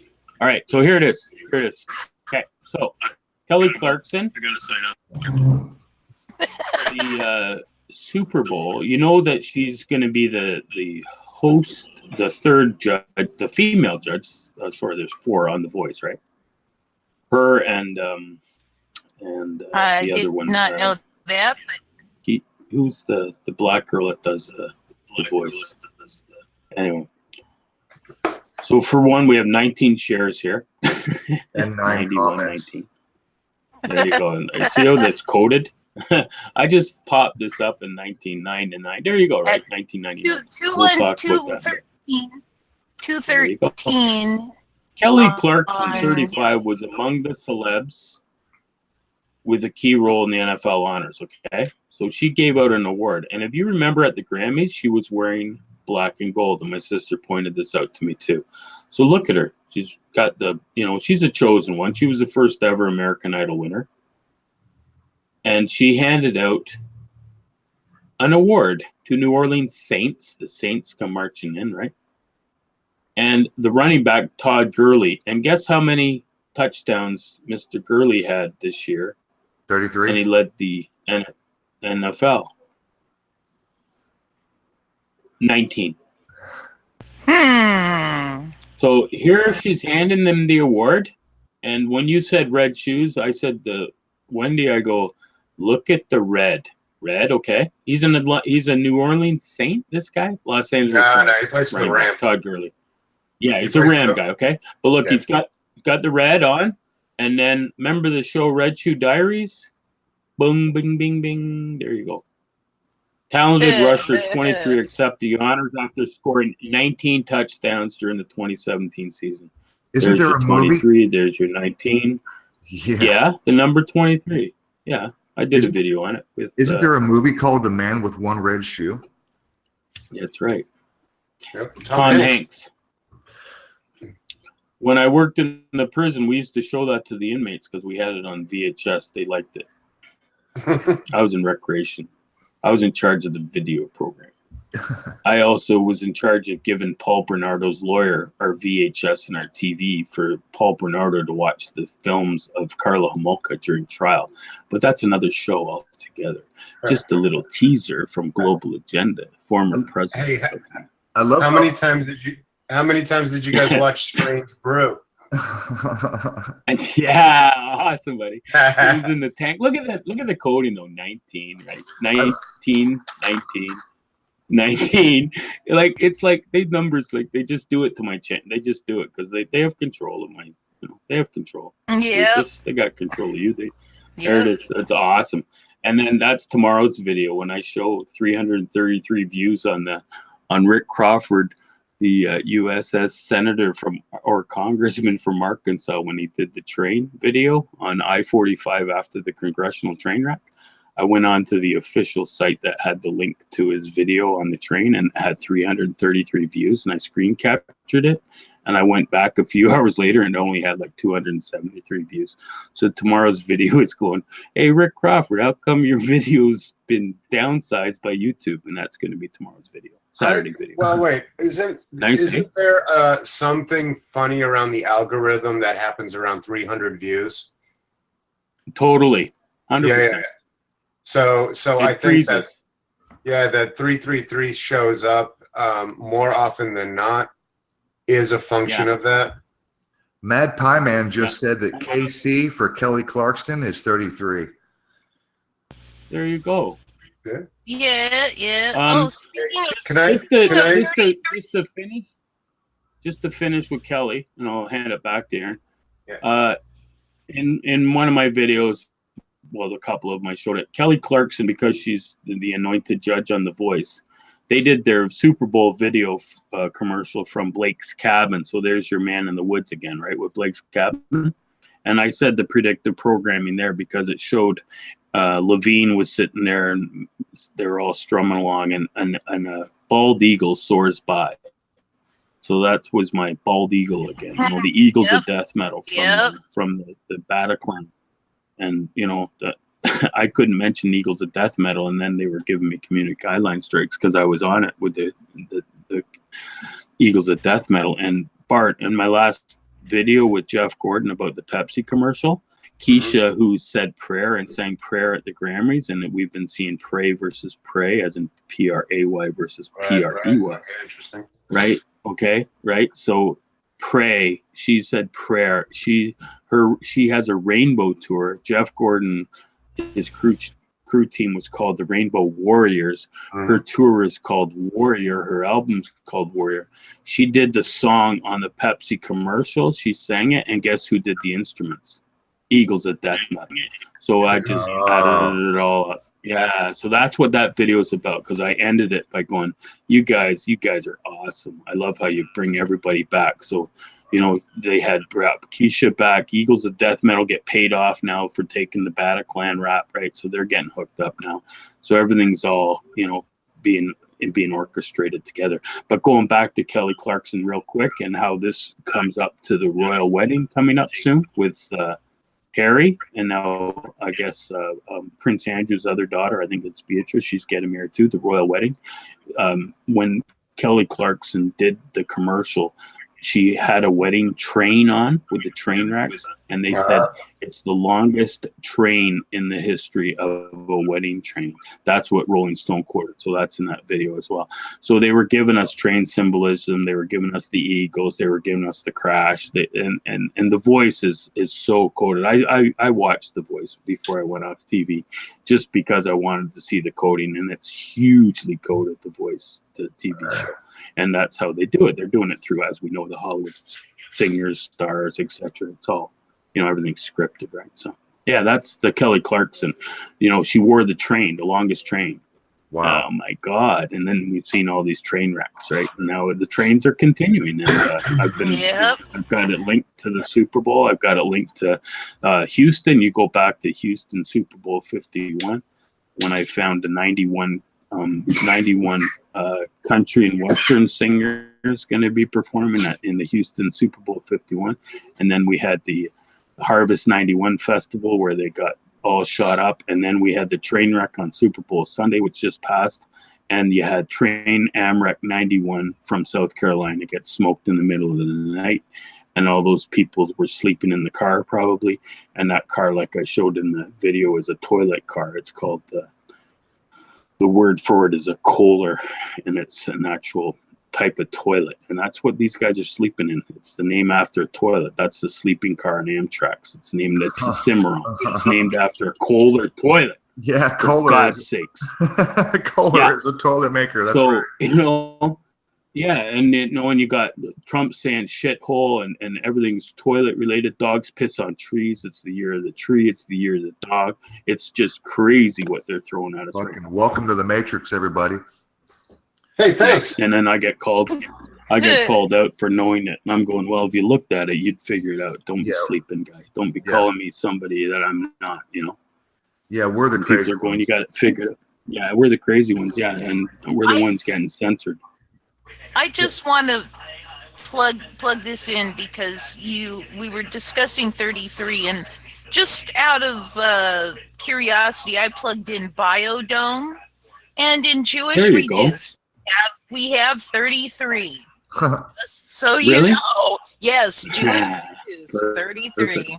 You know, while we're on the subject of the Super Bowl and you know, that kind of subject, I want to show you something. Mark, I know you're a busy guy and you get a lot of comments and you put out a lot of videos, so you probably have a shitload of comments to catch up on. But I left you a comment on your Super Bowl video. I don't watch the Super Bowl. I did not watch the Super Bowl at all. Okay. Me either. But I assume I'm sharing. You can see my screen right here. Here's the Amtrak logo. Yes? Everybody see that? Yep. Okay. Just keep that in mind. In fact, I'll just open up a fresh tab here.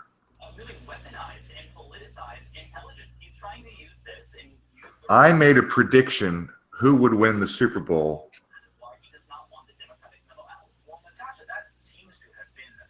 And it was based on, I know this is flimsy, but look at that logo. Here's the Patriots logo. Looks like an eagle wing. Here is Amtrak logo. Am I the crazy one here? No, I can see the resemblance. So we had all these Amtrak train crashes, and then the Super Bowl was coming up, and I said, you know what? I noticed the logo similarity, and I said, I bet you the Patriots lose because Amtrak keeps crashing their fucking trains. And it was based on nothing but this logo and Amtrak train crashes in the news. Nothing but this. That's a good find.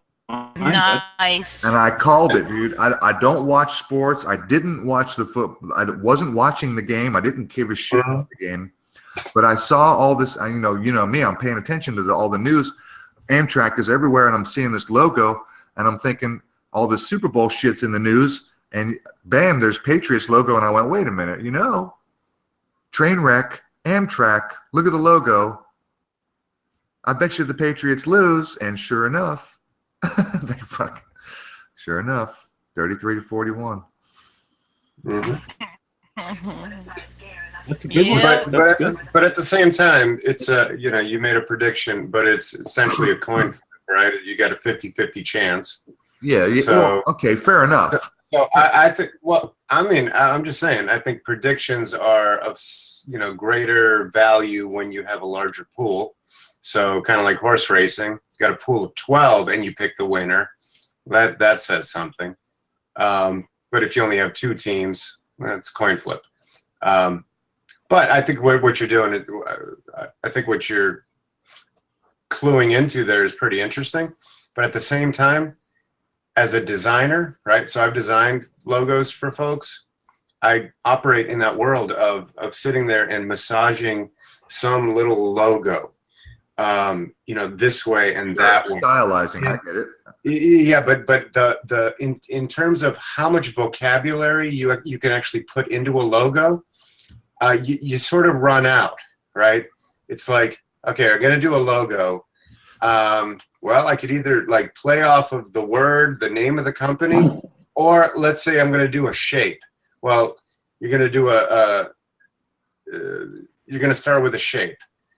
Well, you don't have all that many shapes to choose from on that initial level, right? Yes. So am I gonna do a circle, a triangle, a square, you know, hexagon, octagon?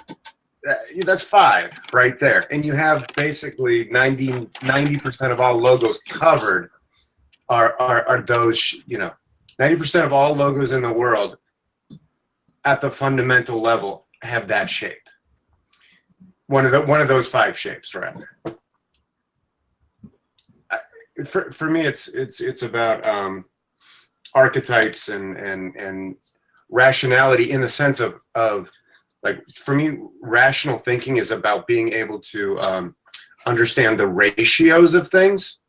So same sort of an idea of like the vast majority of ratios that anybody's dealing with is like 1 to 1, 1 to 2, 1 to 3, 2 to 3, 4 to 5, right?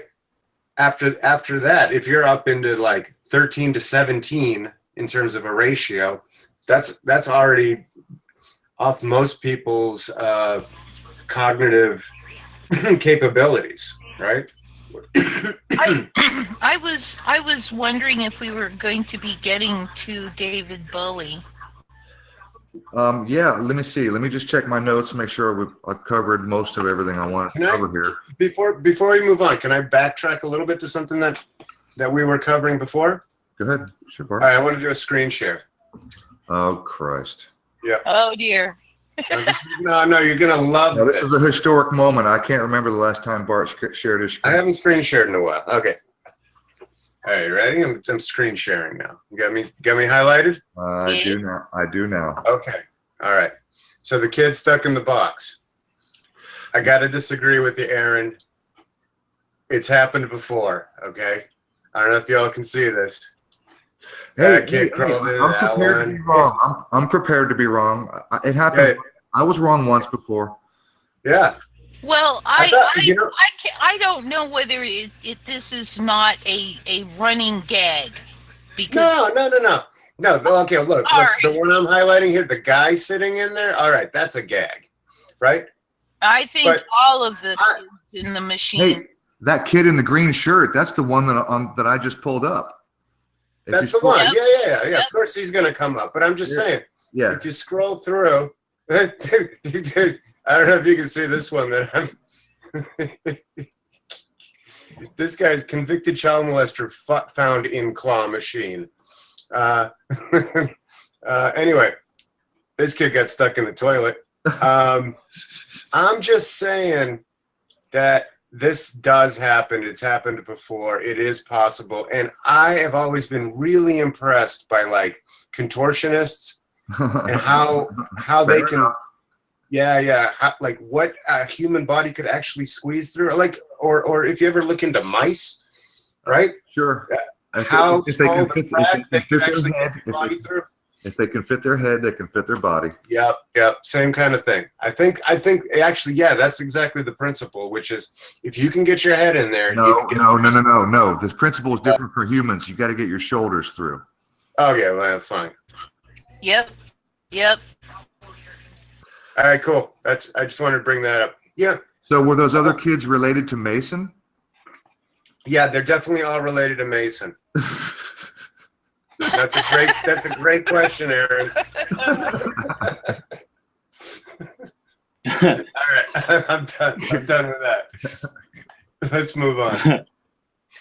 All right. Before we move on to Bob Dylan, I just want to give a little kudos to Mark. On his video, he was looking at the the Amtrak, the Washington State Amtrak train wreck in DuPont, north of Olympia, and he spotted the Eagles Pride golf course on the map right there, right freaking there. Yep. So that was a good spot, Mark. And you know what? When you learn how to read, Are you on? What? Sorry, Aaron. Are you screen sharing the picture? I'm in my file right now. I'm trying to pull that one up. Funny that you're talking about it. Yeah, go ahead, share it so we can all see Yeah, it. go ahead. Keep talking. I'm just digging for it in my I files. think that's a fantastic spot on your part, and I'm just going to say, Yeah, it's kind of. I did that on my own too. Believe it or not.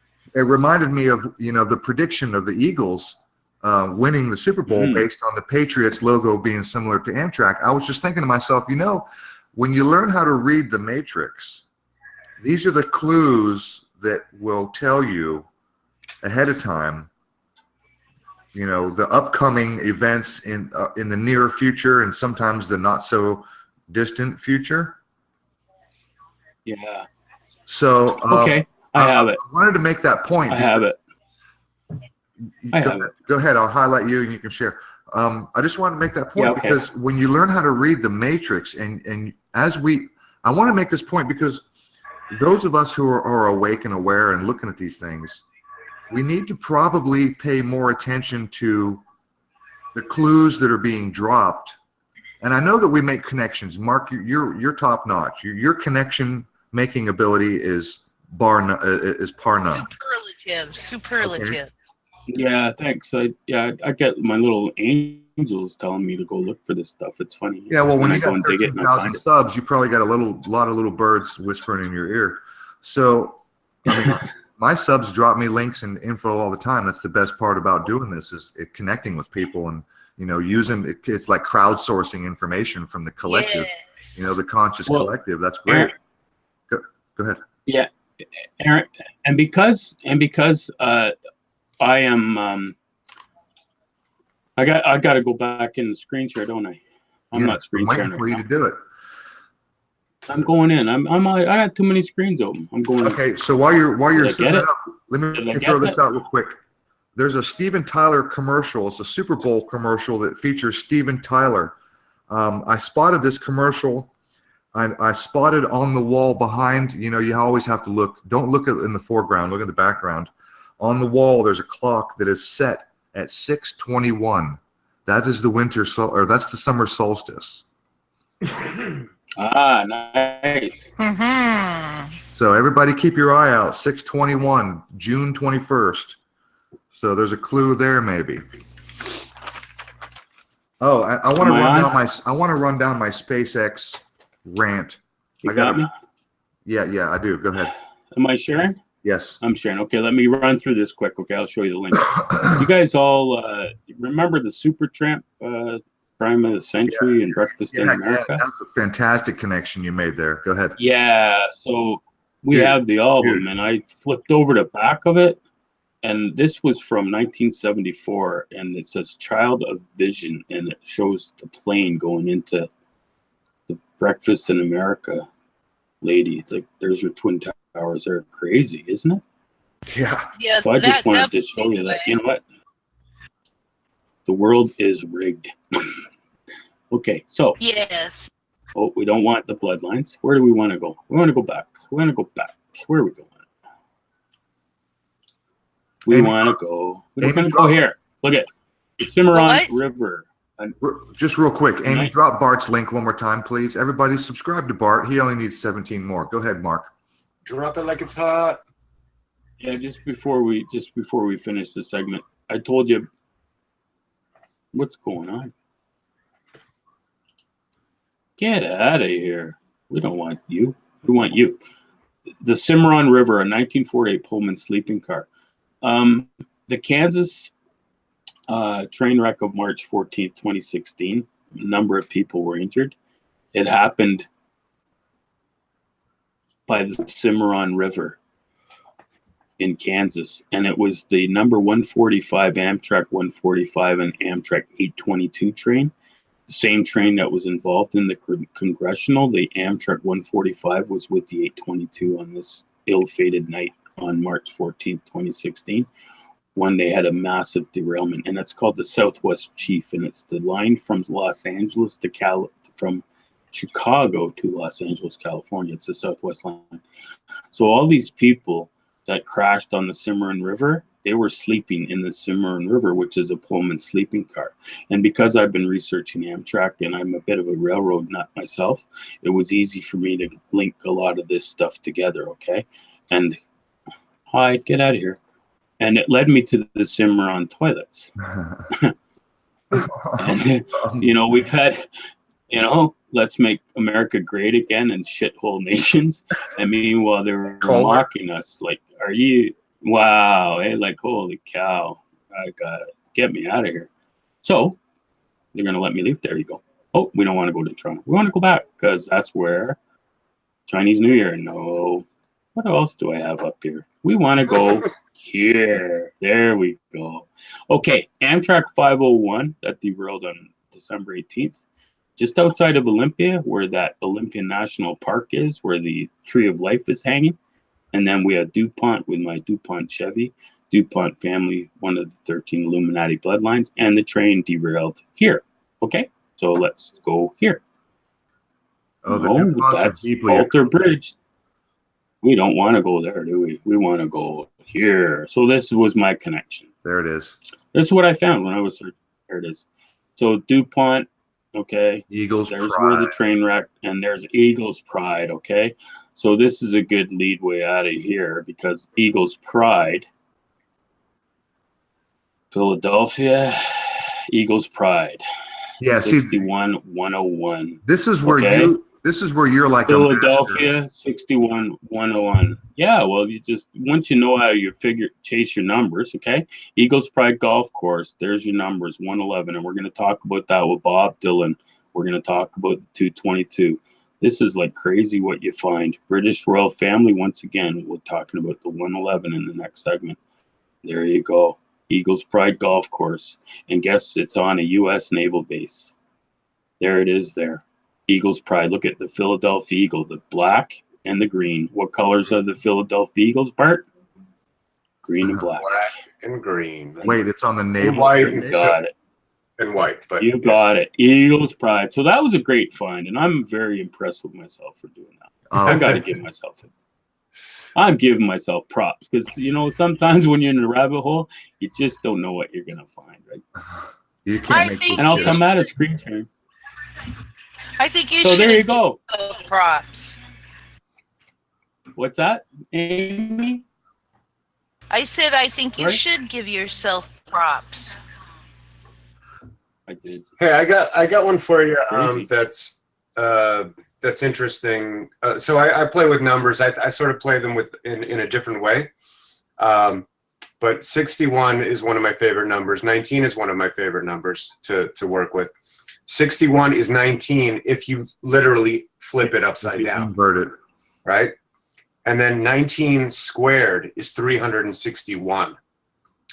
So that's an interesting number. That's 4 short of a full year, right? So if you account for the 2 solstices, the 2 equinoxes, 19 times Yes. 19. Like I've thought about I got interested in calendars once I discovered the Mayan calendar, and it occurred to me like, wait a minute, this is a whole civilization, a whole group of people that based their world on a 13-month calendar instead of a 12-month calendar. Like what? And their counting system was base 20 instead of base 10. Like what? There's other ways to do things, right? I mean, I was pretty young when this happened, right? I was about 18, 19 when I started looking into this. But that was sort of shocking. Like I had never. We learned a little bit about various bases in mathematics, but nobody ever tied that to. None of my teachers ever tied that to any civilization basing their stuff off of some other way of doing things. My point is, that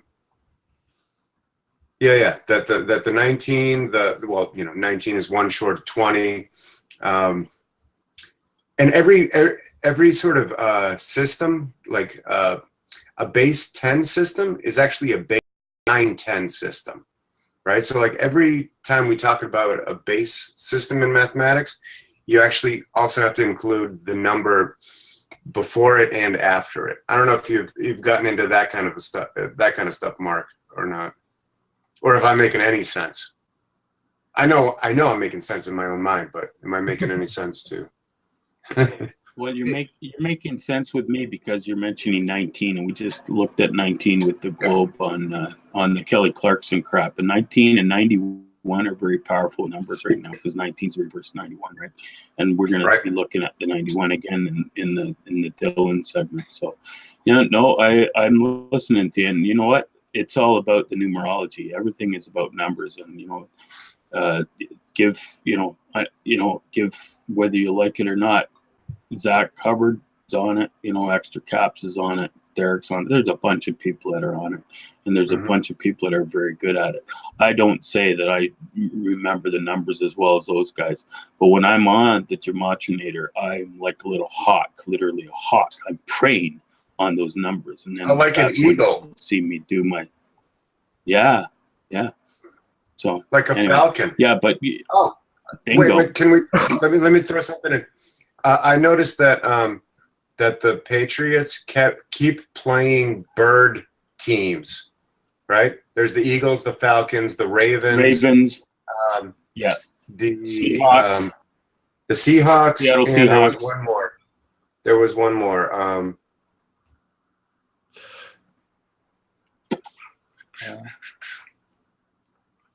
If it comes to me, I'm just going to blurt it out and interrupt whoever's talking. So back to you. You got the Ravens, right? You got the Ravens. You got the Seahawks. You got the Falcons. Eagles, yeah, you said Falcons, the Atlanta Yeah. Falcons. There's one more. I'm sure of it.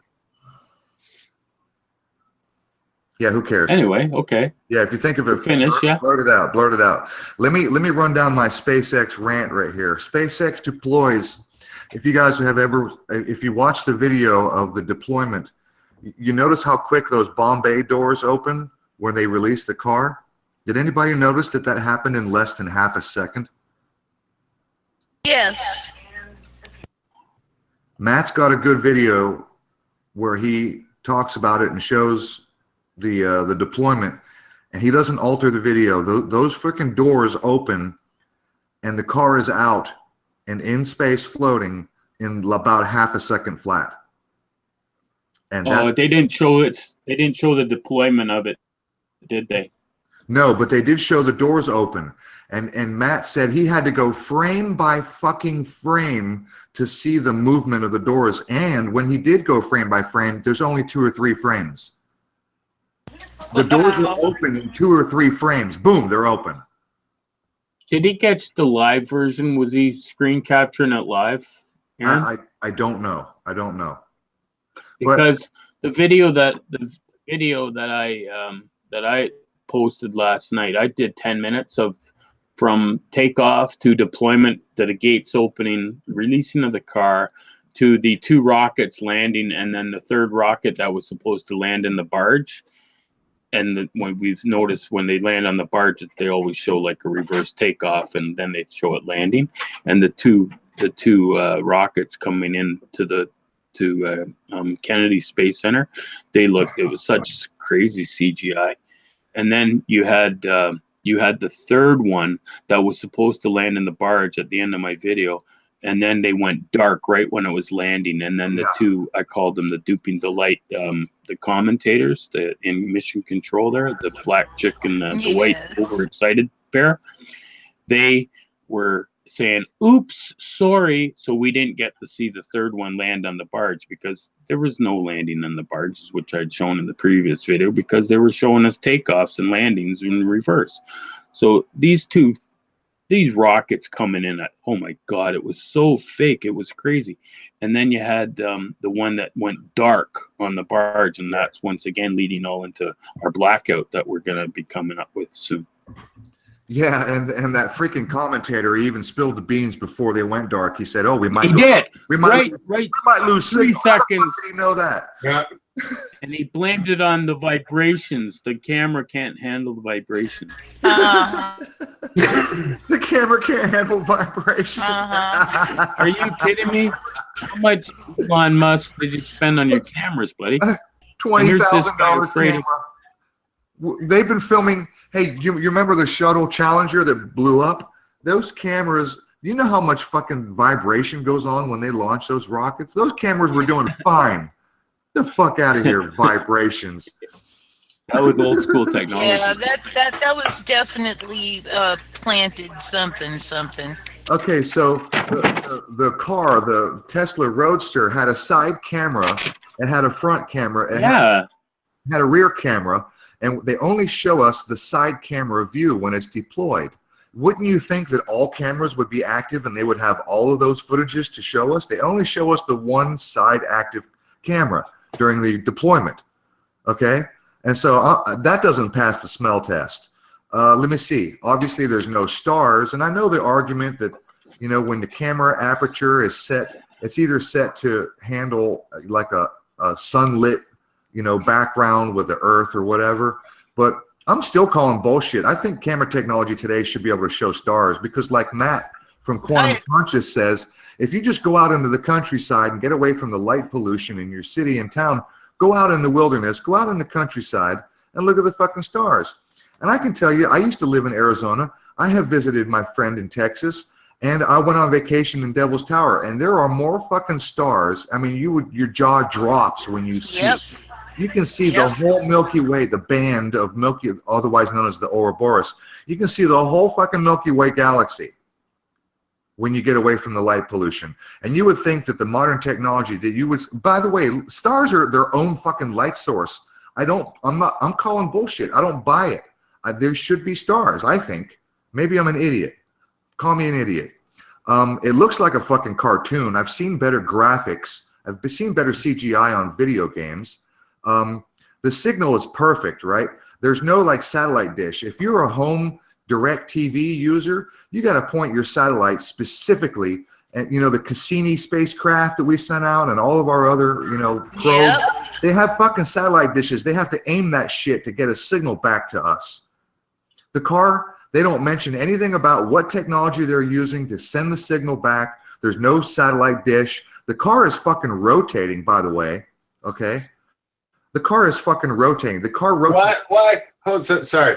Why is there a car in space? Yeah, thank you. Why is there a car in space? Why? No, but just on the face of just the concept. Why? Why? It's ultimate product placement. A car being put in. Why spend any effort, money, anything to put a car into space? It's like. All right, let me play devil's advocate for 2 seconds. The only explanation I can give for putting a car into space is because it's big, it's bulky, and it's heavy, and it's less expensive than $100 million satellite. So if anything goes wrong, I'm just playing devil's advocate, okay? It's big, it's bulky, it's heavy. So if anything goes wrong, they ruin a $30,000 car and not a $10 million satellite, okay? That's my only devil's advocate explanation as to why they would put a fucking car in space besides ultimate product placement, right? Yeah, well. Okay, so we have a camera in the front of the car. There's a camera in the back of the car and the camera on the side. When the front view camera looks at the windshield, looking from front to back, you don't see anything. You don't see the rear camera. There's nothing. There's no rear camera sticking up. And I pointed that out in my video, and I'll show that in a little bit. And it's the same thing for the rear camera. You don't really see the front camera, except I think after I rendered my video, I spotted the arms that would have held or potentially held the front camera. Just debunking my own shit here. I saw the arms, the little triangle stabilizer arms. Right. You don't see the camera, but you see the arms. Let me see. The dashboard says "Don't panic." And I think I'm the only one that made this connection because I haven't seen anybody else point this out. Don't Panic is from Hitchhiker's Guide to the Galaxy. And the minute I saw it. You can't be the only one. No. Yeah, I'm not that brilliant, am I? Yeah. Not everybody knows that one, but oh, and Mark, your video, and I've seen it before. Your video, and I used it. I used that clip in my video. Showing the choppy water of the landing. That is so fucking fake. You're right. That is backwards footage. No, I fucking barge. Exactly where that was from. I got two major problems with that fucking barge footage. And first of all, besides the choppy water, you can see that barge tip and what's it called? Pitch and yaw. That boat is fucking chopping up and down. Totally. And if you look at if you watch that boat bounce up and down, rock back and forth from forward to back, you don't see the rocket. The rocket's really tall. In fact, if you lay the rocket sideways, it'd be as big as the barge or bigger. It sticks way, way, way, way up. That fucking thing would fall the fuck over. Sorry, I'm not buying that bullshit. And even if it was backwards footage, I don't think they could have had that thing on the barge without tipping over in that water anyway to take off.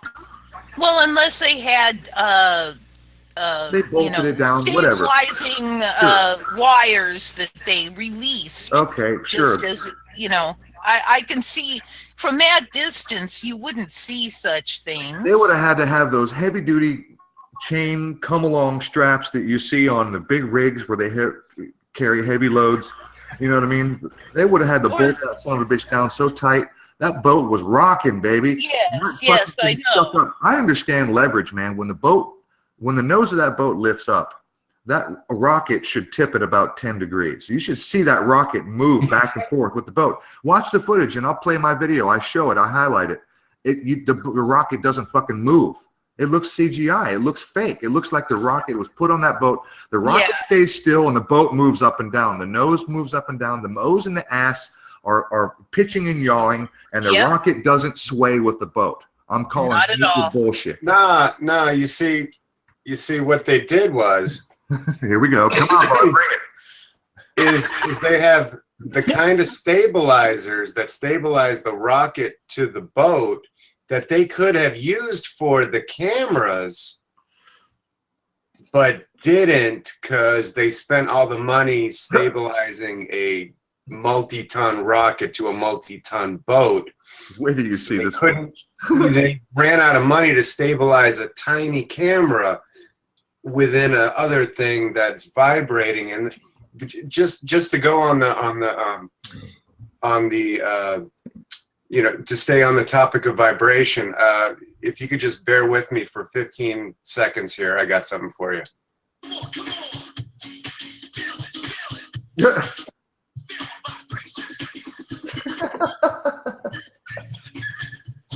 Are you into it?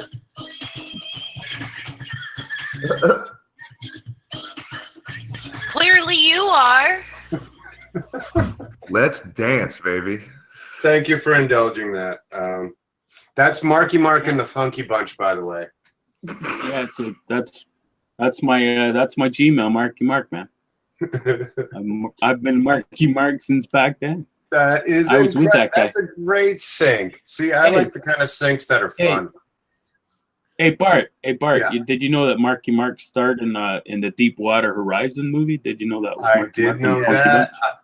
I know that he's from I know that he's from Boston. I'm from the Boston area. Not a boy. Yep. No, Okay. I'm glad to be down there. Well. Yeah, and anyway, the Deepwater Horizon. I'm glad to be where I am. I'm glad I'm not in Boston. How about that? Yeah, and let's go back and look at the Deepwater Horizon. Okay. Not yet. Not now. Mark, Later. You and I do really similar work in the sense of like this obsessive connecting the dots kind of work, and it's mind blowing. Yep. Like I love the process. Like I think there's something gets lost when you try to relay it to somebody else, right? Who you ever notice that? They're just not quite as into it ever as you are. Yeah, I don't push it on people though. I don't push it. Oh no, You I can't. learned I don't push a damn thing on it. No. If you're interested in it, then I'll tell you all you'll ever want to know about it. But if you're not interested, we can talk. We can talk about what you want to talk about. Anyway, I want to compare notes. Thanks for that, Bart. Yeah. Thanks, bud. Yeah. I appreciate it. So, Aaron, are you gonna run your video then? yeah, We'll probably go into overtime because that's fine. I've got about all the time 6 you need. pages on Dylan. Yeah, Okay. cool. Yeah, okay. Yeah, you can have all the time. If we go into overtime, you just take your time. If you got tons of shit on Dylan, then we'll go there. We'll sit it out. Well, I mean, you know what? You guys are gonna let me take off and do my rant, and then we can stop and then we can discuss what was presented here, because there's all kinds of stuff, and it's all leading up to that dark black moon on February 14, 15, 16. So all right. Well, I know that's when it goes dark. I'm gonna put my tinfoil hat on now, and I'm gonna look like a crazy person because this is a wild, loose connection. But I made a note on the Superbowl 52 as we were talking, just to remind me to bring it up because I didn't want to interrupt. And so I wrote down. I just abbreviated. I wrote SB52 just to remind me because I had something to say earlier. And I thought to myself, I looked at that note and I said, oh, B-52, like the band B-52s. And in the news just yesterday, this is ABC News Politics, B-52 strikes the Taliban camp, dropping 24 precision bombs, 24 precision guided munitions is what they said. So there. the stupid, wild, loose end connection, B52, Superbowl 52, SB52. I don't know. Can I add some? I want to add something here. I'm a crazy person. Don't talk to me. No, I think I can out crazy you on this one. You know the band, the B-52s, right? So I was in like a everything is coded kind of mind frame, and their song "Roam Across the World," Roam if you want to roam, and I finally heard it for the first time, not ROAM, but ROME. Yes, that's right? what I heard. And just now. I'm like, that's crazy coded. That's all about the Roman Vatican takeover of the whole world. Fucking A. Right? Yep. Good one. And here they are. They appear to be this innocent, goofy, quirky band. Yet they're talking about a world takeover. Sort of. But maybe not, right? This is where this stuff is pretty fun. Yeah, you win the tinfoil hat contest. There you go. Thank you. And I'm going to go you one even better. I'm even going to type it into the live chat here. It's not Super Bowl, but it's Superb Owl. Yes. Yeah, that's a good one. I love that one. Yeah, I like that. Owl.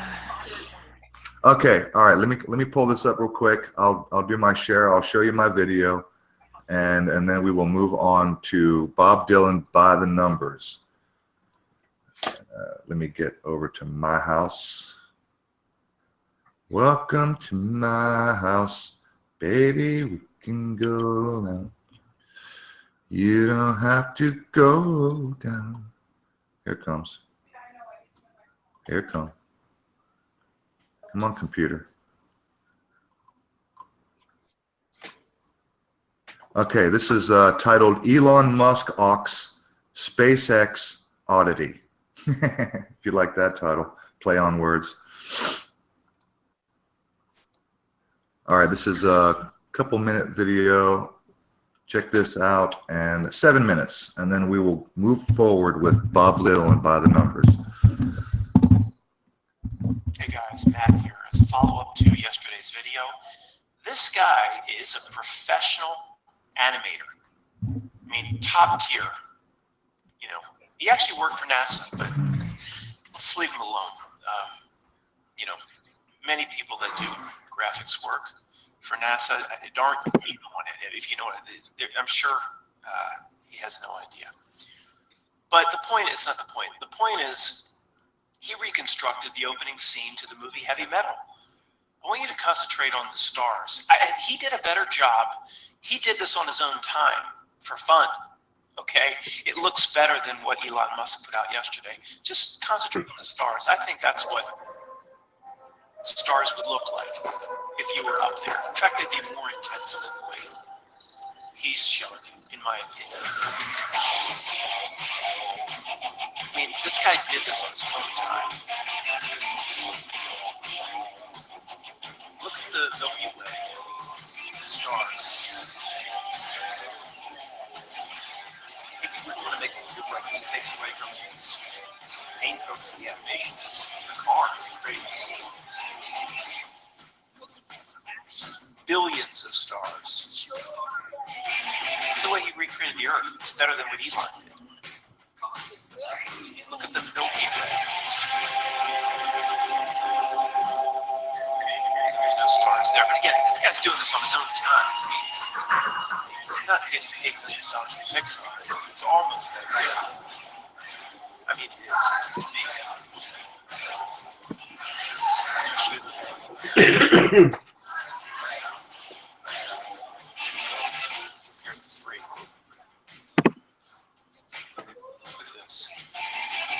This guy can animate. Wow. Okay.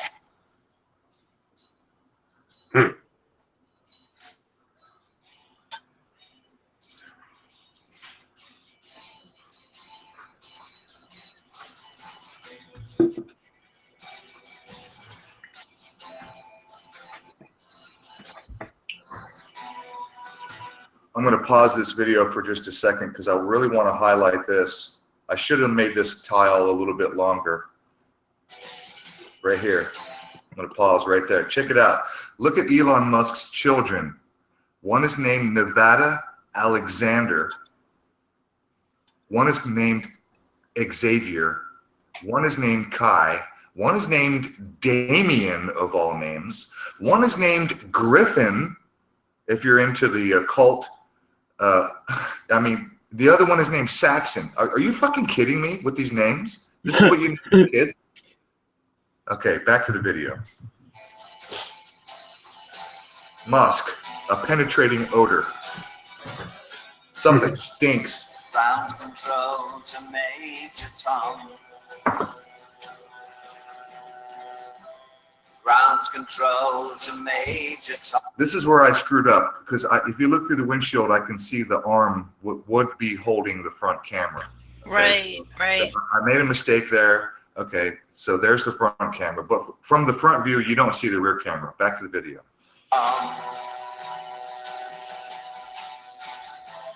Take your protein pills and put your helmet on.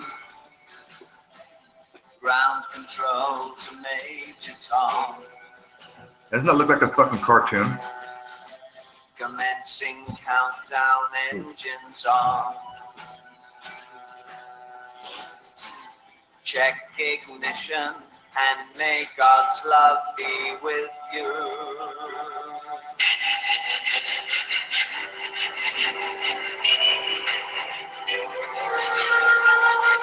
Mark, you'll recognize that. This is ground control to Major Tom. You've really made the grade. Nice.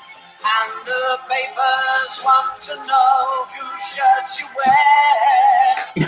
wear. Now it's time to leave the capsule if you dare. Actual NASA photo. Major Tom to ground control. I'm stepping through the door. Twilight Zone door. And I'm floating in a most peculiar way. And the stars look very different today. For here It's a cartoon, dude. am I sitting I've seen in a better tin CGI on video games. far above the world. Planet Earth is blue and there's nothing I can do.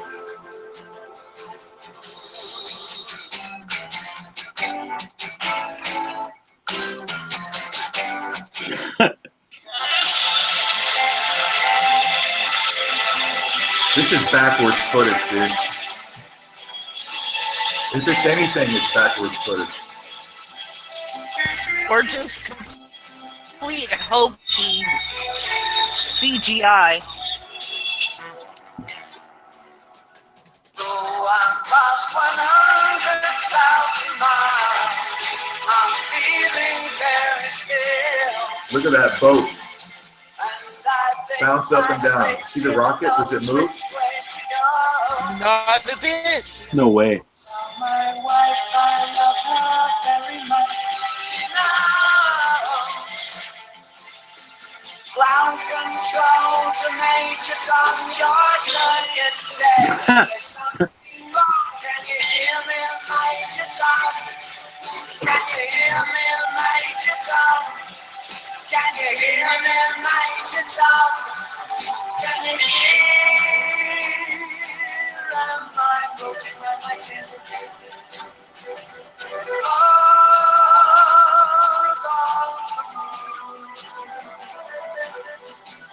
Planet Earth is good, and there's nothing I can do. Good observation.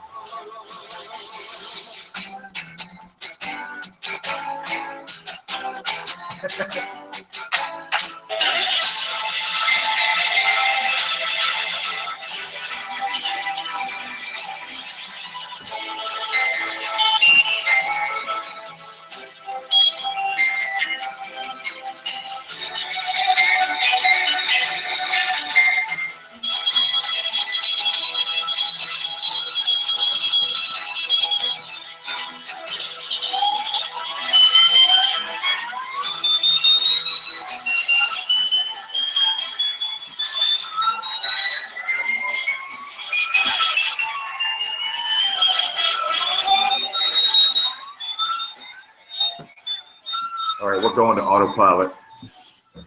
Switching to autopilot mode. Yes. What was that name? Lauren Grush? Hello? From the video? Yeah, there was a Lauren something. You talking about at the end there? That was Mark's. No, not at the end. There was a somewhere in the video there. You had something about SpaceX by Lauren Grush.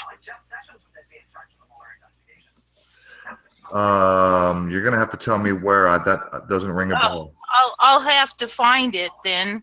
But at any rate, if it's Lauren Grush, I just want to let you know that comes out in English Ordinal to 137, which is your 33rd prime number.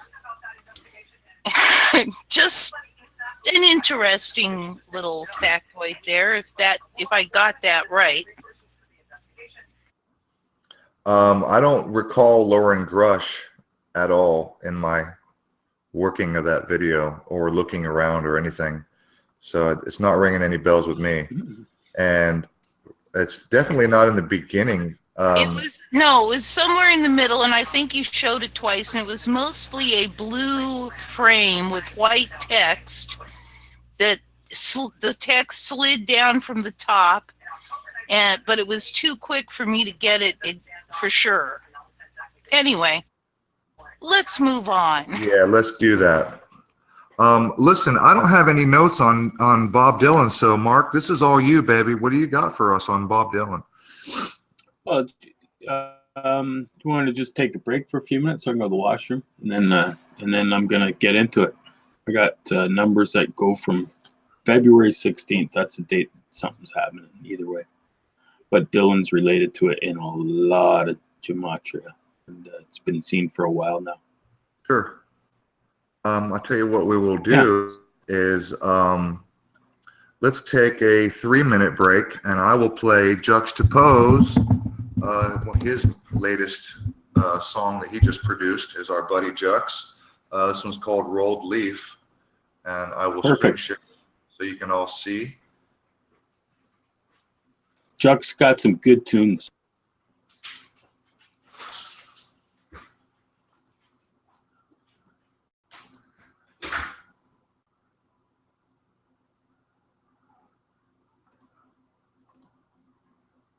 Okay, now it's all queued up. Unmute, full screen, Juxtapose, Rolled Leaf.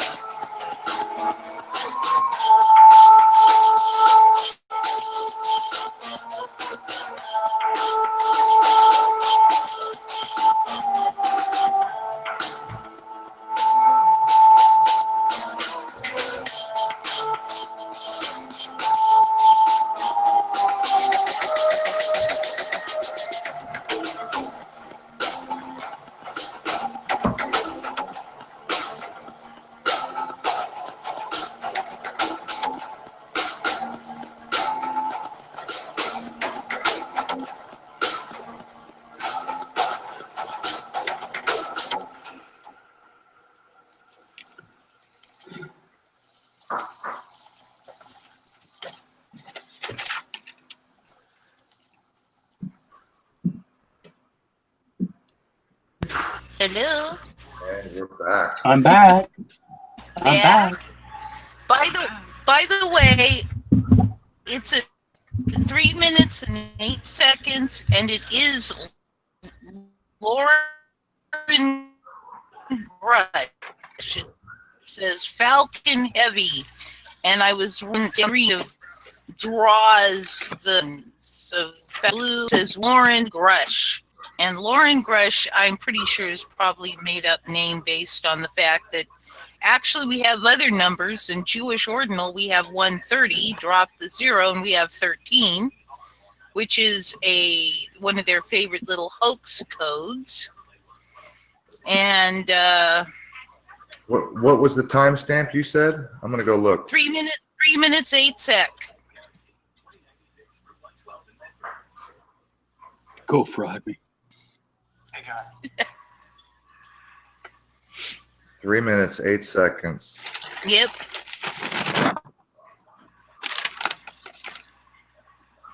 Oh crap! That was like. Oh wait a minute. Sorry. Oh, okay. Yeah, the Falcon Heavy takeoff.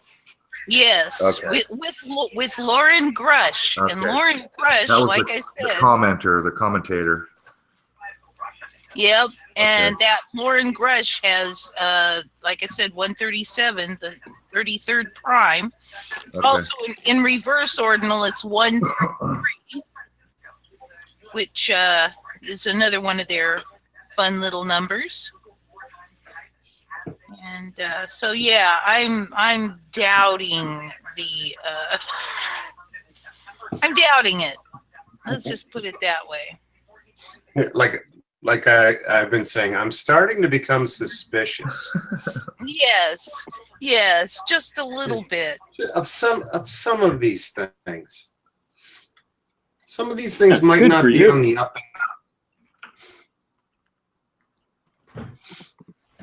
and Real quick, let me just point this out, Mark. On one of your previous videos about the GOP Amtrak train, there was a congressman. I don't know if he was a senator or a House representative. His name is Walker. He's the guy who filmed from the window, from the train. No, it's Rick Crawford. My video tomorrow is on him. Rick Crawford is the congressman from Arkansas.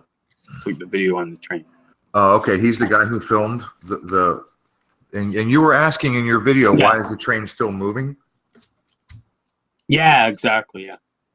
I looked at that a couple of times, and it occurred to me that it actually looks like the train was backing up.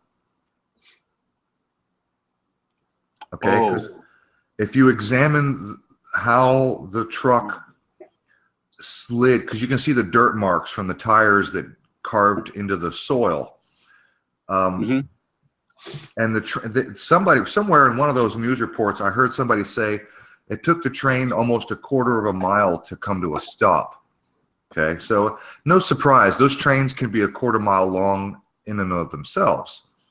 But the footage that you're talking about from that congressman who filmed from the train looking out the window, and you look at first of all, point number one is at the end of your video, or at the end of that segment where he's filming, the train actually does come to a stop. It's moving really slow, and in about 10 seconds it comes to a stop.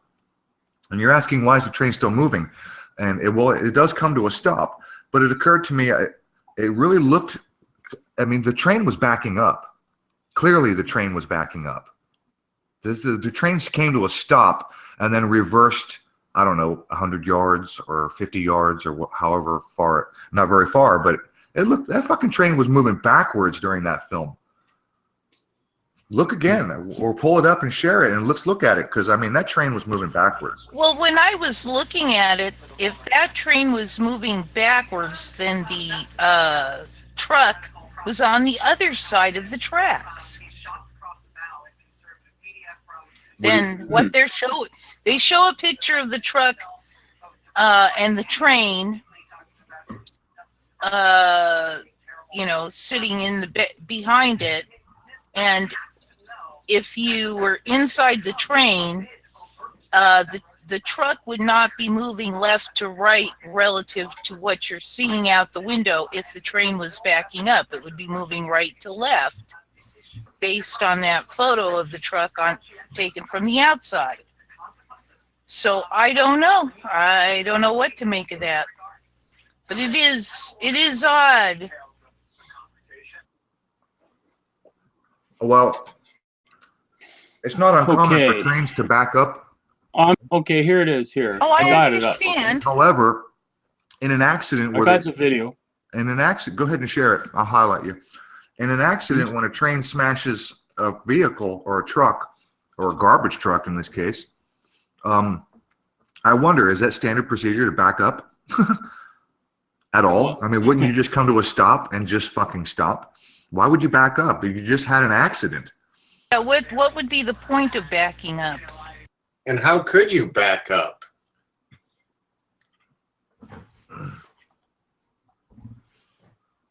How do you back up a derailed train? Well, it wasn't derailed. The GOP train didn't derail. Oh, okay, my bad. All right, fine.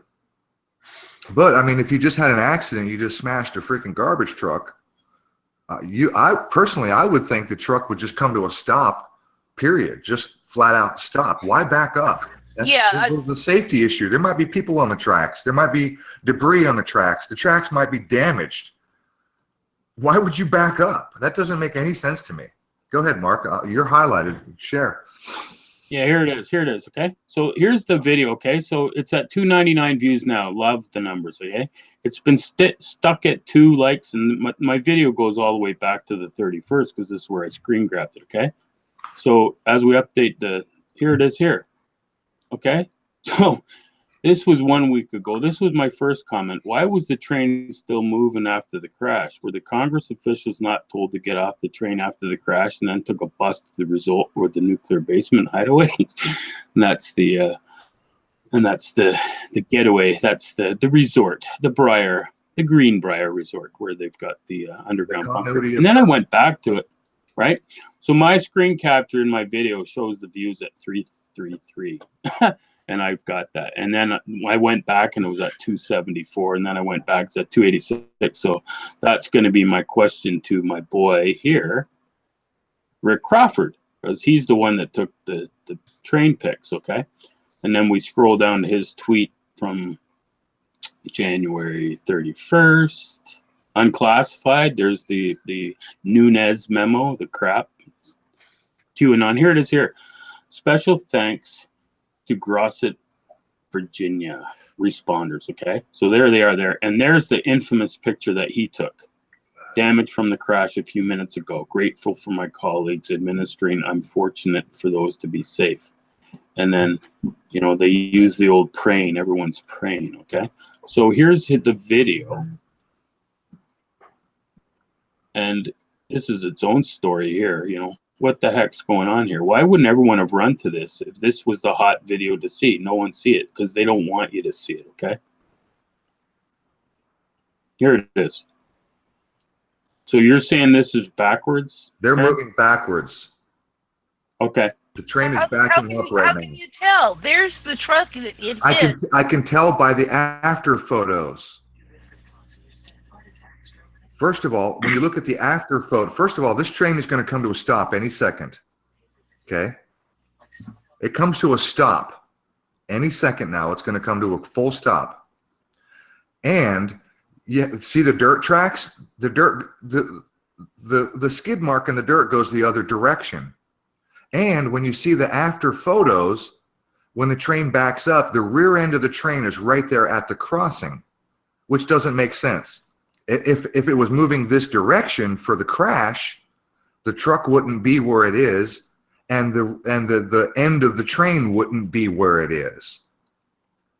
Because if the train is moving and it takes a little time, obviously it takes time to stop a fucking train, up to a quarter of a mile or half a mile, depending on if it's a freight train or whatever. There's just no way that this accident happened and the train is moving in this direction, and then it finally comes to a stop with the tip of the train right there at the crossing. That doesn't make any sense. It makes more sense that the train slowly backed up. So I'm saying that train is going in reverse right there. which to me, again, is very weird because you had an accident. Why would you back up? There's hazard on the tracks, potential hazards. There could be debris, damaged tracks. You just had an accident. Stop the fucking train.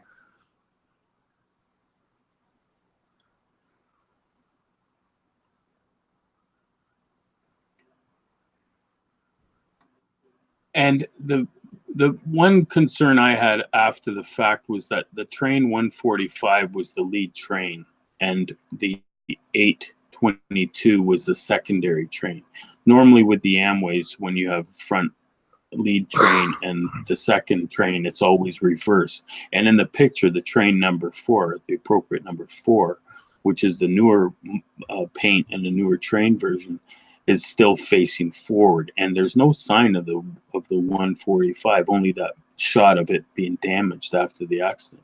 So what did they do? Did they have a crane down and lift that train off the track like I did with my trains when I was a kid? I don't understand. Where did that train go? There's no pictures of that train, and they said that it was uncoupled. But if it was uncoupled, then that number 4 is already facing the way it's going. And in all the pictures I showed of those two together, one's always forward and one's always reversed. So that to me was a big flag when I did my video on the 145 and the 822. But you're right, it may well be going reverse. But whatever happened that day, that is all an orchestrated Hollywood friggin' movie, that's for sure. Train wreck, Amy Schumer. More train wrecks, trains, planes and automobiles, trains and bridges, walls and bridges. I have to go back to John Lennon's album, Walls and Bridges, 1974. Jeff That's Bridges. another rabbit hole. Sorry. I was talking about this with a friend of mine who loves to argue with me about conspiracies. He agrees with some, and he makes great points. He's a smart guy, but he plays devil's advocate a lot. And I said, there was supposedly one death, and it was, I thought I heard that it was a passenger, one of the workers on the garbage truck.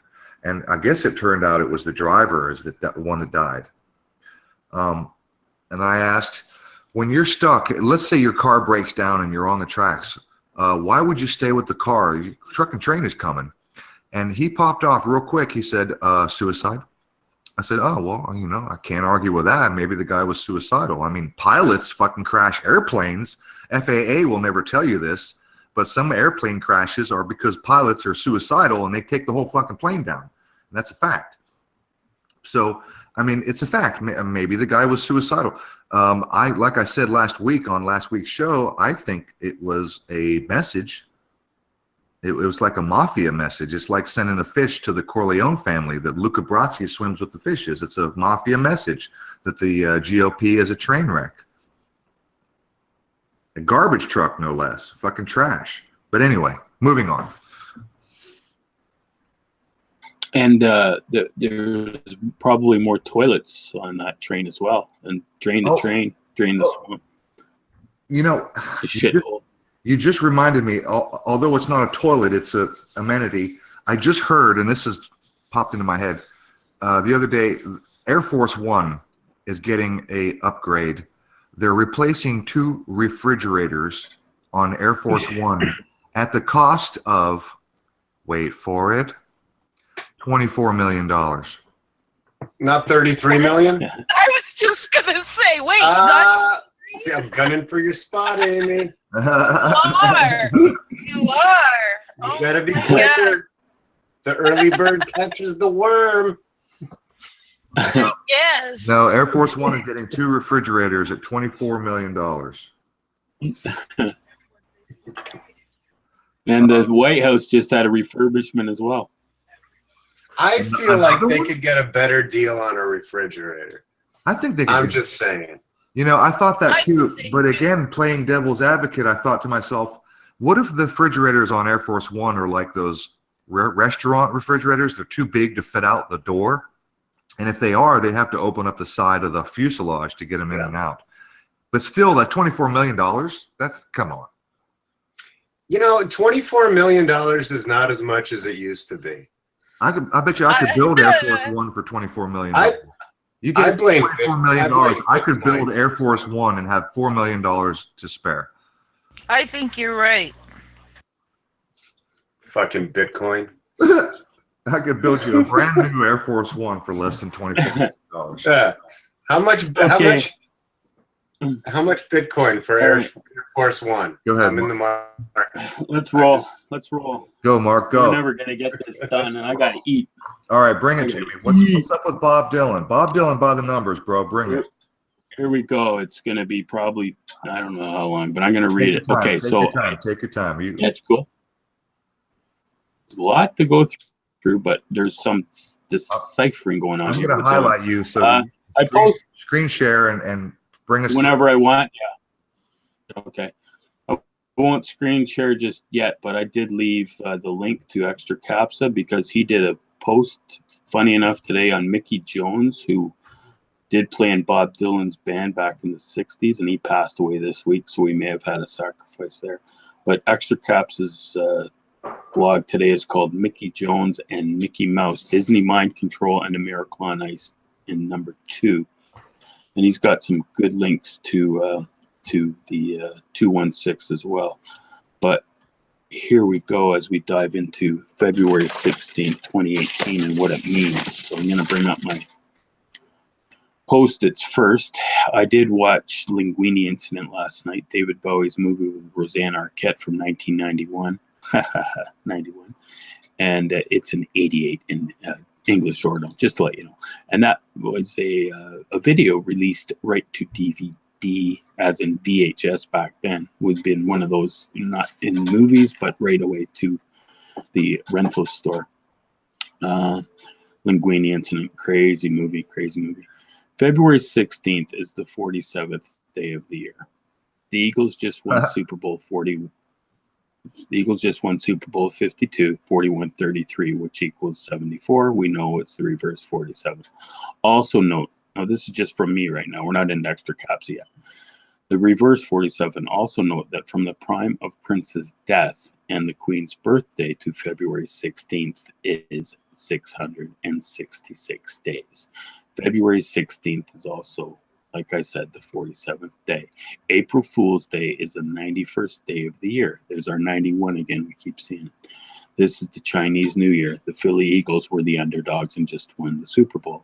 Cimarron, as in the Cimarron River, Kansas had the derailment in March 2016. Cimarron is also a 91 in English ordinal, and that's the Queen is presently 91.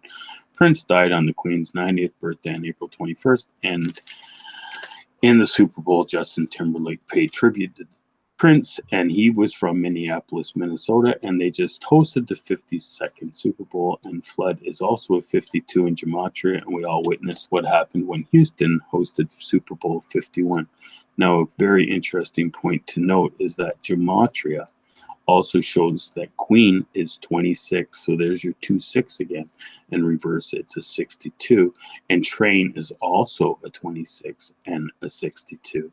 Train is a full reduction 26, 62 in ordinal, and so is the Queen. So once again, we see more 6s and 2s. This is from the latest Extra Caps blog. The Eagles won Super Bowl 52, a clean 25,250 days prior to David Bowie, who died at the age of 25,205 days. SpaceX is 25, Musk is a 52. Life on Mars is a 52. Rocket launch is 125, 520. Of course, 52 was Super Bowl, and the NFL just had the Legacy program, which has been in place for 25 years.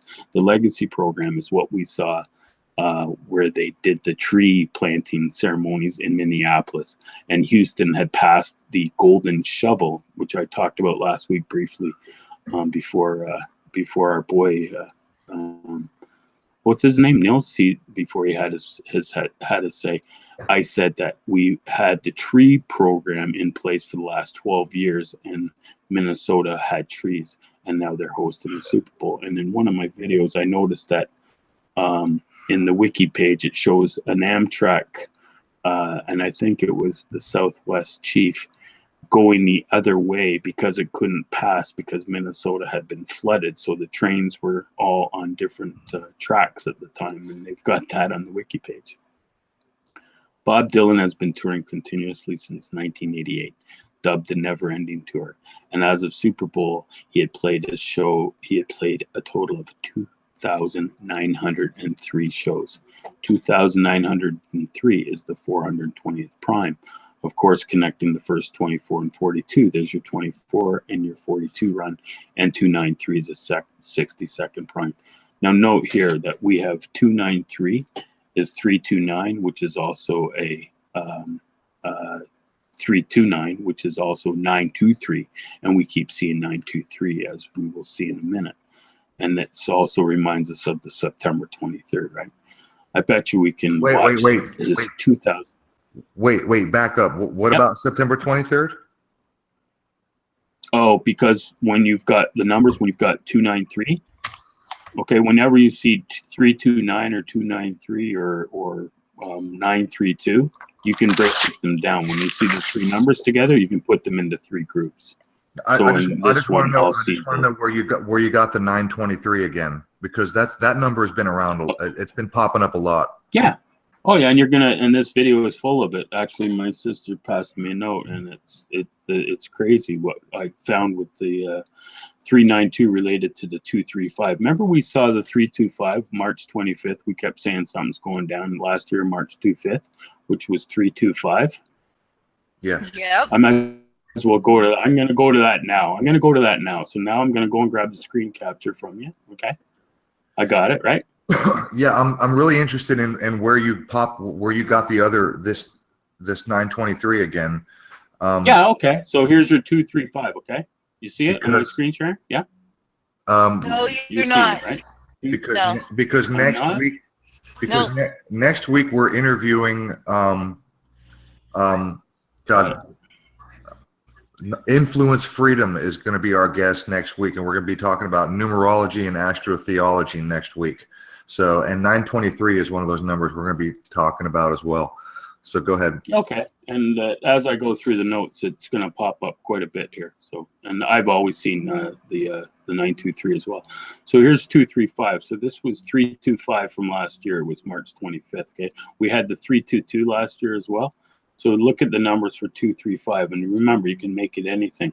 Okay. So now as we show you the 5, very rarely do you see, and Amy knows this, very rarely do you see 5 all the same. Okay, now watch these numbers pop up, and this is creepy. You've got a 936, you got the 66, you got a 60. Now watch this, all the same deciphers. Okay, now keep going. There you go. 239. Look at 329, 293. They're all the same. My sister just pointed this out. They're all the same. And then we come down to Space Odyssey. There you go. You know what? The numbers don't lie. This is it. Wait. Hang on. Space Odyssey? That's if you're referencing David Bowie, it's Space Oddity. Yeah, I'm going to 2001 Space Odyssey, right? The Space Odyssey. Again, I don't know if I came through or not, but the David, just in case, I just want to be clear. No, I'm just being cheeky. I'm being cheeky there. Okay. All right, go ahead. I'll shut up. And then look, and then just look at the numbers. All this, right? So, once again, this is where I go. I'll go and I'll just pick 666. I'll just go and pick it off, right? But they're not all the same, obviously. But that was a great catch that my sister made, especially with the Sumerian. I mean, look at it; it's just full of it. Yeah, she's right into the numbers. That's it. Look at it's crazy. Anyway, okay, so there you go. Okay, so and that's going to come back into play. So that's where the March 25th we were seeing it like crazy last year. It was crazy. Okay, so it's the 47th day of the year. Now you got to remember that February, and I'll come off of screen share. We can go over to extra caps there. Let me leave him up. He's got all kinds of the 216s are here because Minnesota 142, like Superbowl, was a 24. Okay, Walt Disney World is a 142, Eagles 241, and then I want to get into his.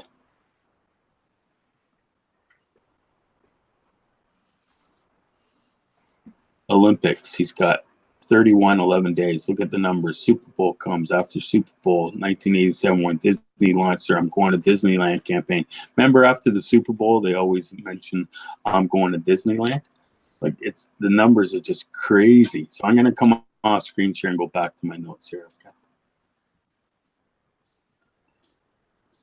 Go back. You're there. Okay.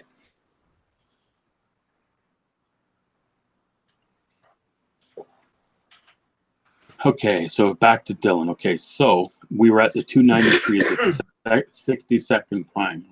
Okay, I bet you we can watch the 2018 tour lineup for clues to what's going to come. He's playing 26 European shows, which will be put him at 29 performances in his 29th year of the tour. Disney's Invincible was 260. There's your 26 again. Invincible is a 1026, released in 2006, a span of 1 year, 6 months, and 20 days. There's more 2s and 6s and 1s, 216. After the Eagles equals 162. First Super Bowl loss to the Patriots in 2 years, 6 months, 20 days after the 2/6 release of Disney's Miracle. Remember Walt Disney's Miracle on Ice, which was a Disney 262. Walt Disney is a 1602. Miracle on Ice is a 62. Super Bowl Lie, or Super Bowl 52, LII, equals 62, coming 62 days after Walt's birthday. Mickey Mouse Club equals 1062. The Mickey Mouse Club is a 262, 1260. Timberlake is a 262, 162. Justin Timberlake, I think you can get my point, and you can go and watch that yourself. This is also the Chinese New Year.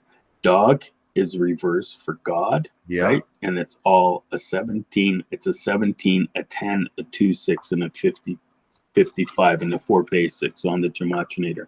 So you go and you see you got a 10, a 2, and a 6 there as well. The movie Black Panther is going to be released on February 16th, and we all know what the Black Panther is all about. The Black Panther is in Sumerian as 666.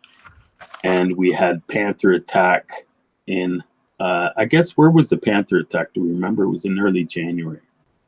We had a Black Panther attack. I don't anyway, there was a Black Panther attack. Yeah. So from Black Panther, the movie's coming out, remember, on February 16th. And from the day of the Black Panther attack, it's 44 days to February 16th.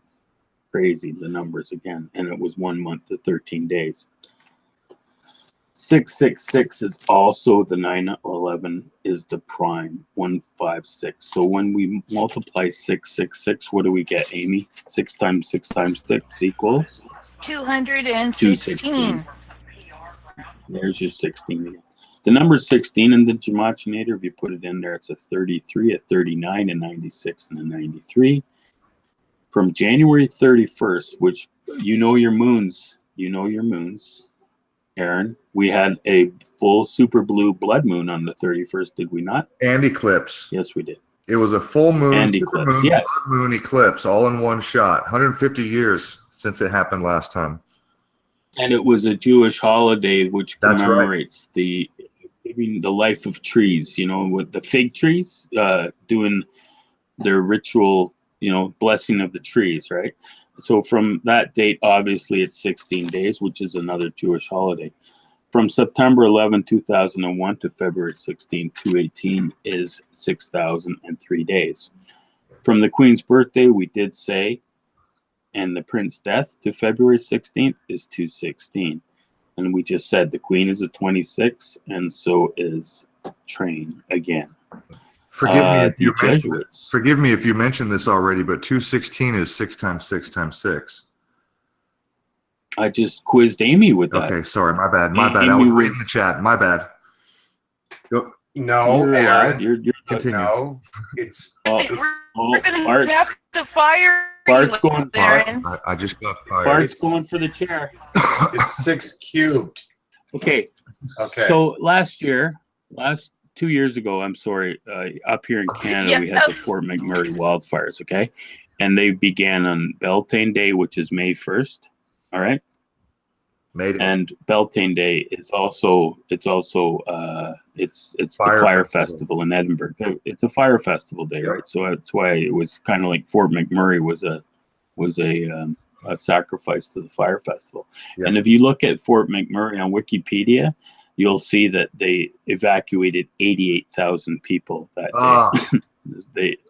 You had an 88. When you're ready, ask me about the 88, or just tune in next week, because we're going to cover the 88 extensively next week. And I got Cool. the ultimate, ultimate fucking answer.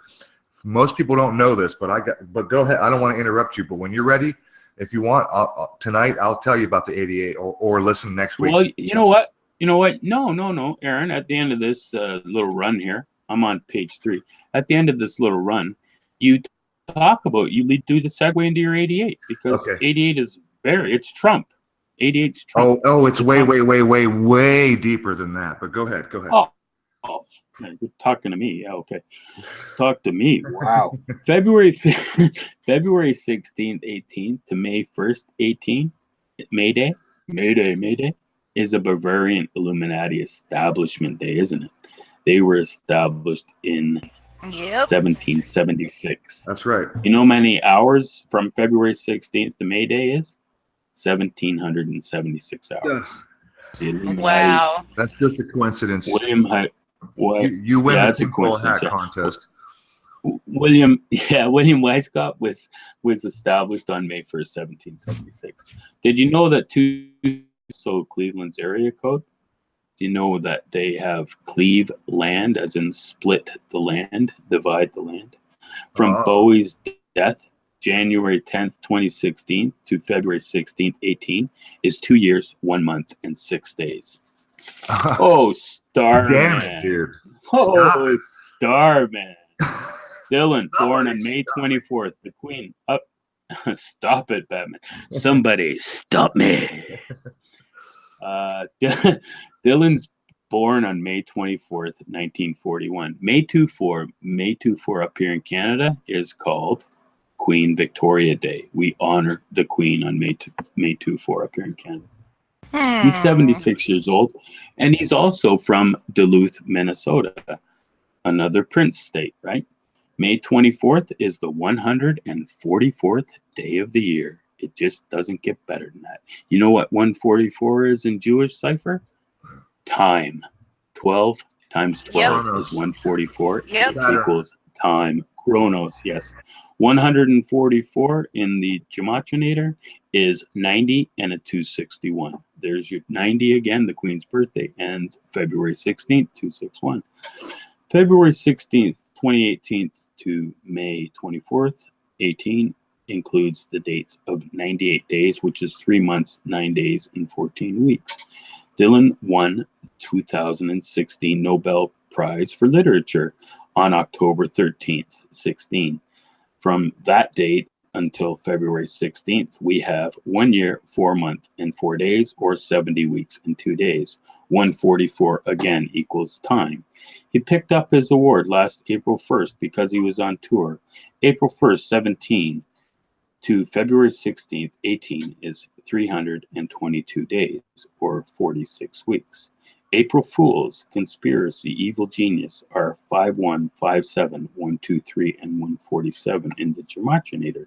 Joke is a 14, a 22, a 41, and a 67.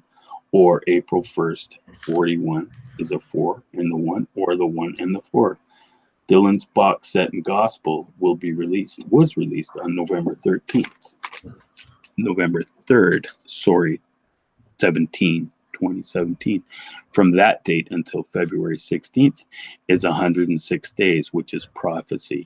3 months and 14 days, which is pi, and 15 weeks, 1 day, which is 151, which is also the 36 prime. 1 plus 2 plus 3 plus 4 up to 36 equals 666. Dylan's biographer, Anthony Scaduto died December 12th, 2017. From that date until February 16th is 66 days, or 2 months and 4 days, or 9 weeks and 3 days. Dylan's old girlfriend, Echo, died January 23rd, 2018. From that date until February 16th is 3 weeks and 3 days, or there's your 24 again, 24 days. Dylan wrote Girl from the North Country about Echo. It was released May 27th, 1963, coming up to the 55th anniversary, and we all know Satan is 55. Well, maybe we all don't know, but Aaron knows, that's for sure. February 16th, 18th to May 27th, 18th is the 55th anniversary. And that is 100 days, 3 months, and 11 days. There's another 3 and 11 or 14 weeks and 2 days. It just doesn't get better than that. Now, we talked about the bomb. We talked about Moab bomb, and the radar now is showing that Soy Bomb Guy is back on the radar. Soy Bomb Guy is coming back into the fold. And if you just Google search Soy Bomb Guy, you'll see what I'm talking about. But it also, when Gematria in the 4 deciphers, it's 216, which is 45, 45, 144, and 96. Soy Bomb Guy is 45, 45, 144, and 126. So there could be some bomb-related stuff going down too. 16 and the Grammy, as in Grammy Awards, they're both 33, 39, 96, and 63.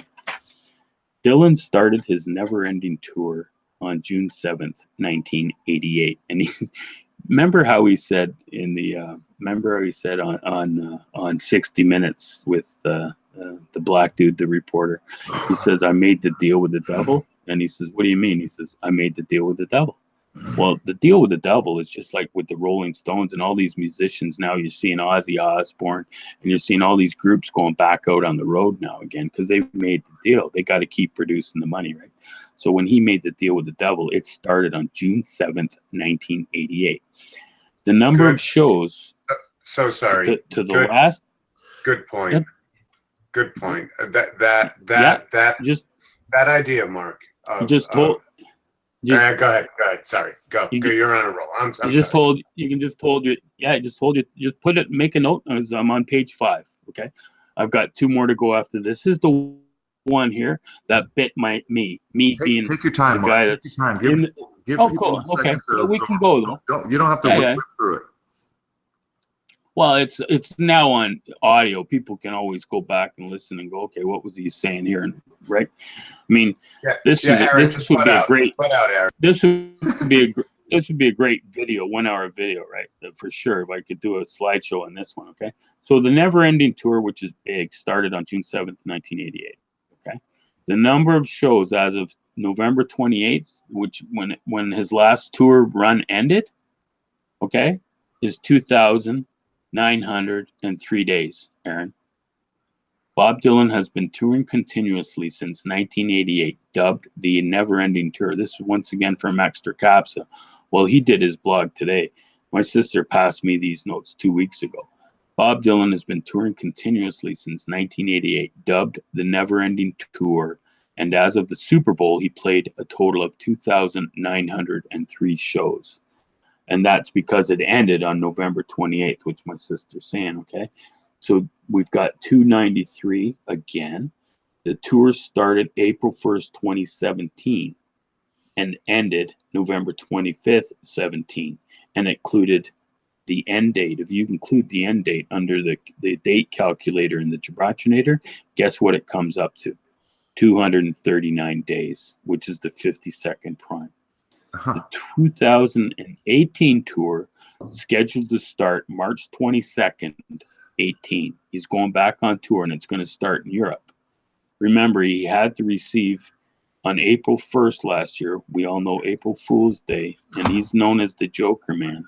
And joke is the April Fool's 1st. That's when his tour started. This one starts this year on March 22nd. And what's March 22nd, Amy? That's 11. Pardon me. Is she there? Yeah, I'm sorry. What's March 22nd? March 22nd is 322. Sorry, I'm catching you off guard. There you go. Yeah. This is the big one. And what have we had on 322? Brussels bombing, maybe? All kinds of We've stuff. had a few. Right, it's a big number, 322. So from March 22nd to April 27th, okay, when the European tour starts, okay, coming up, is 36 days, 1 month, or 5 days. 5 weeks, 1 day. That's the European tour. Okay. So from there, we go to February 16th. So June 7th, 18th is the 30th anniversary of the tour. Okay. Because he's been going since 1988. So from this next week, from February 16th to June 7th, the 30th anniversary tour equals 111 days, 3 months or 22 days, 15 weeks and 6 days. When you have the Wow. 322 there and you have 111, something's going down either on or before June 7th. Let me ask you, on or after February 16th. what cipher is Yeah, go what ahead. cipher is the 111 in? Ordinal? No, Oh, okay. no, Then no, never mind. dates. We're looking at Because dates. No numbers, dates. oh, Days. okay, days, yeah, okay, right? got it. Sorry, I was just gonna say Yeah, okay. 111 if it's an ordinal is 666 in the Sumerian cipher. And I'm going back to screen share, okay? Go for it. Feel Okay. free, my brother. So, I We're got gonna it, do yeah. all the overtime you need. Yeah, okay, We'll go to 10:33 so tonight. We're do you going. remember? Yeah, perfect. So do you remember when I said 111 is relevant? Okay. So it's also the 322, right? Where did I see the 111? That's where I saw it. Yep. And this is what I'm seeing here. And we all know we've got some weddings coming up. We got some babies coming up. We got a couple, and it's just the numbers are incredible. From March 16th, 2018 to March 22nd, 2018, the start of the tour is 34 days, or 1 month, 6 days, or 4 weeks and 6 days. The only Oscar that Bob Dylan received was March 25th, 2001. There's your 325 again, okay? The 2000 movie was for Wonder Boys. The song was called Things Have Changed. The same year, the same song, he won the Golden Globe, only he received the Oscar as well. From February 16th, 2018 to March 25th, 2018, the 17th anniversary of the Oscars is 37 days, 1 month, 9 days, 5 weeks or 2 days, or 888 hours. You can take that one to the bank. Damn. The numbers don't lie. Eh? The end. The numbers don't lie. No, not the end yet. Come on. Oh my God. Crazy though. Crazy numbers, isn't it? For March 25th, 2017, okay? You always go back 1 year. If something's happening, you can always do a flip. You either go ahead a year or you can go back a year. March 25th, 2017 to February 16th, 2018. The 16th anniversary of the Oscars, the Oscar winner, okay, including the end date, is 329 days, or 10 months and 23 days, or 47 weeks. Get those numbers into 47. 47 and the 239. Death of Mickey Jones, drummer for Dylan, 1966. He was with the drum. He played the drums. February 7th, 2018. The February 16th is 9 days, or 216 hours. You just can't make this stuff. Wow.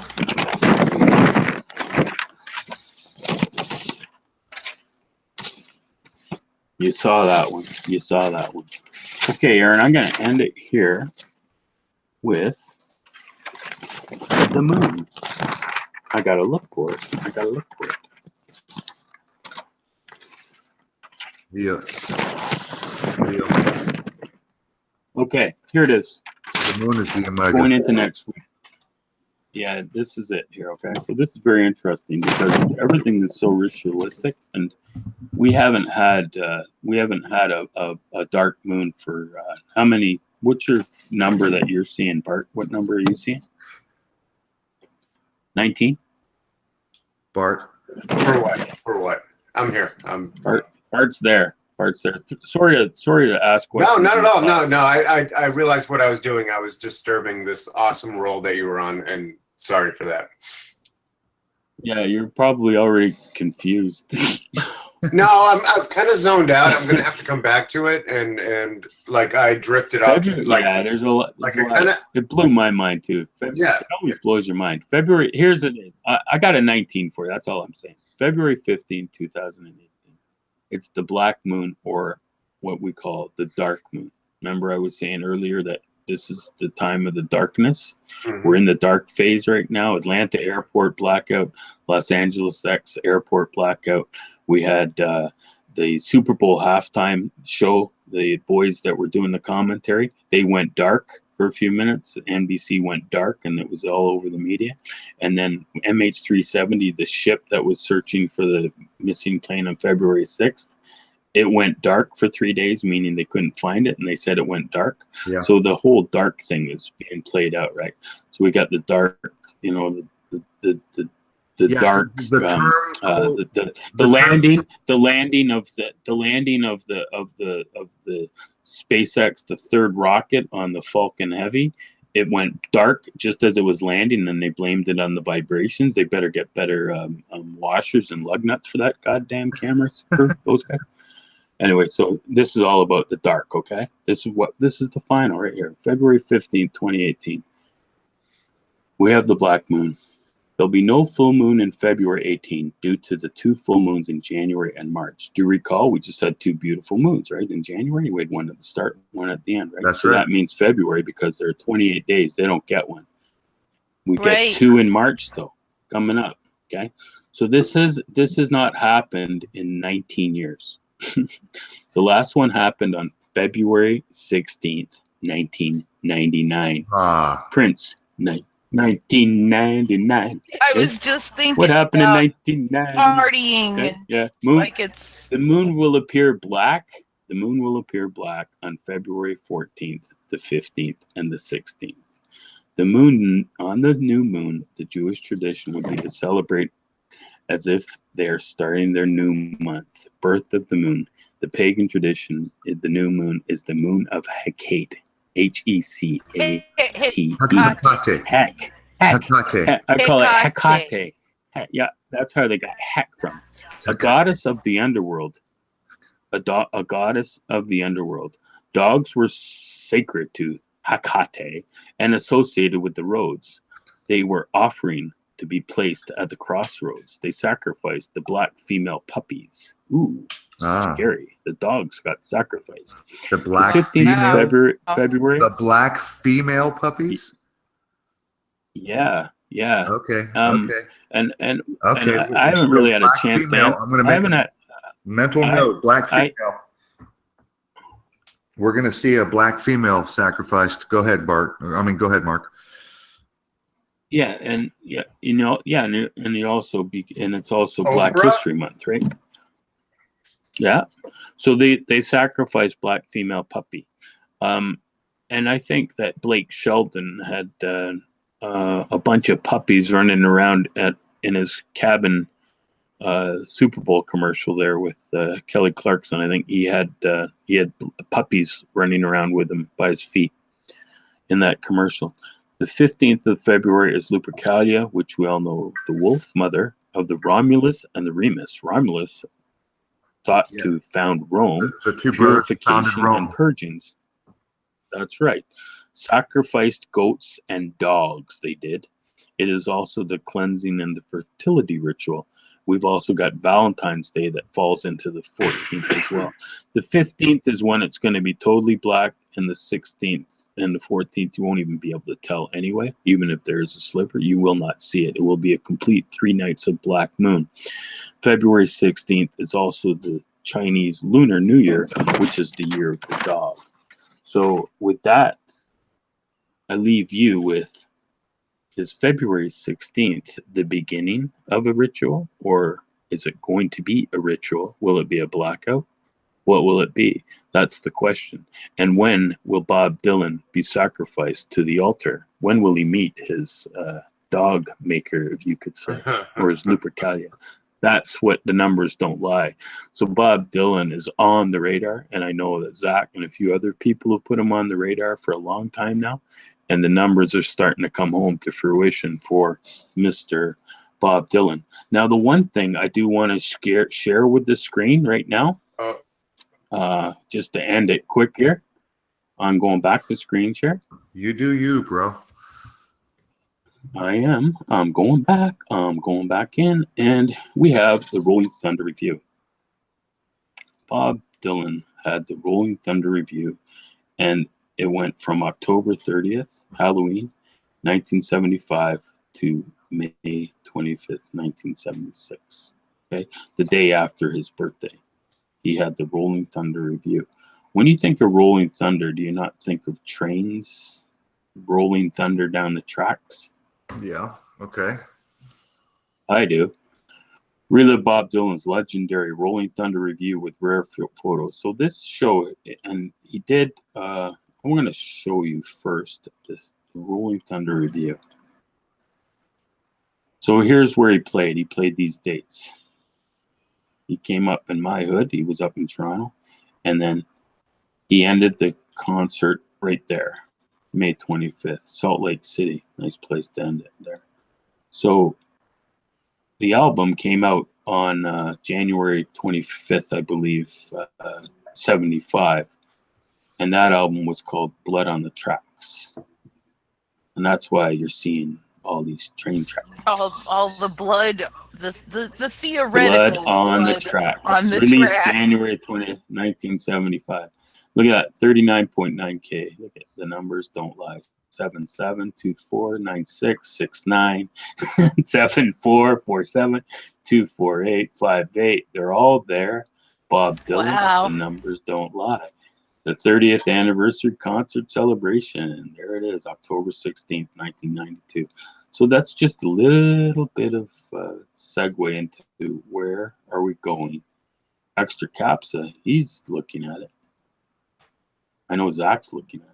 The numbers don't lie, and there's lots and lots and lots on Capsas.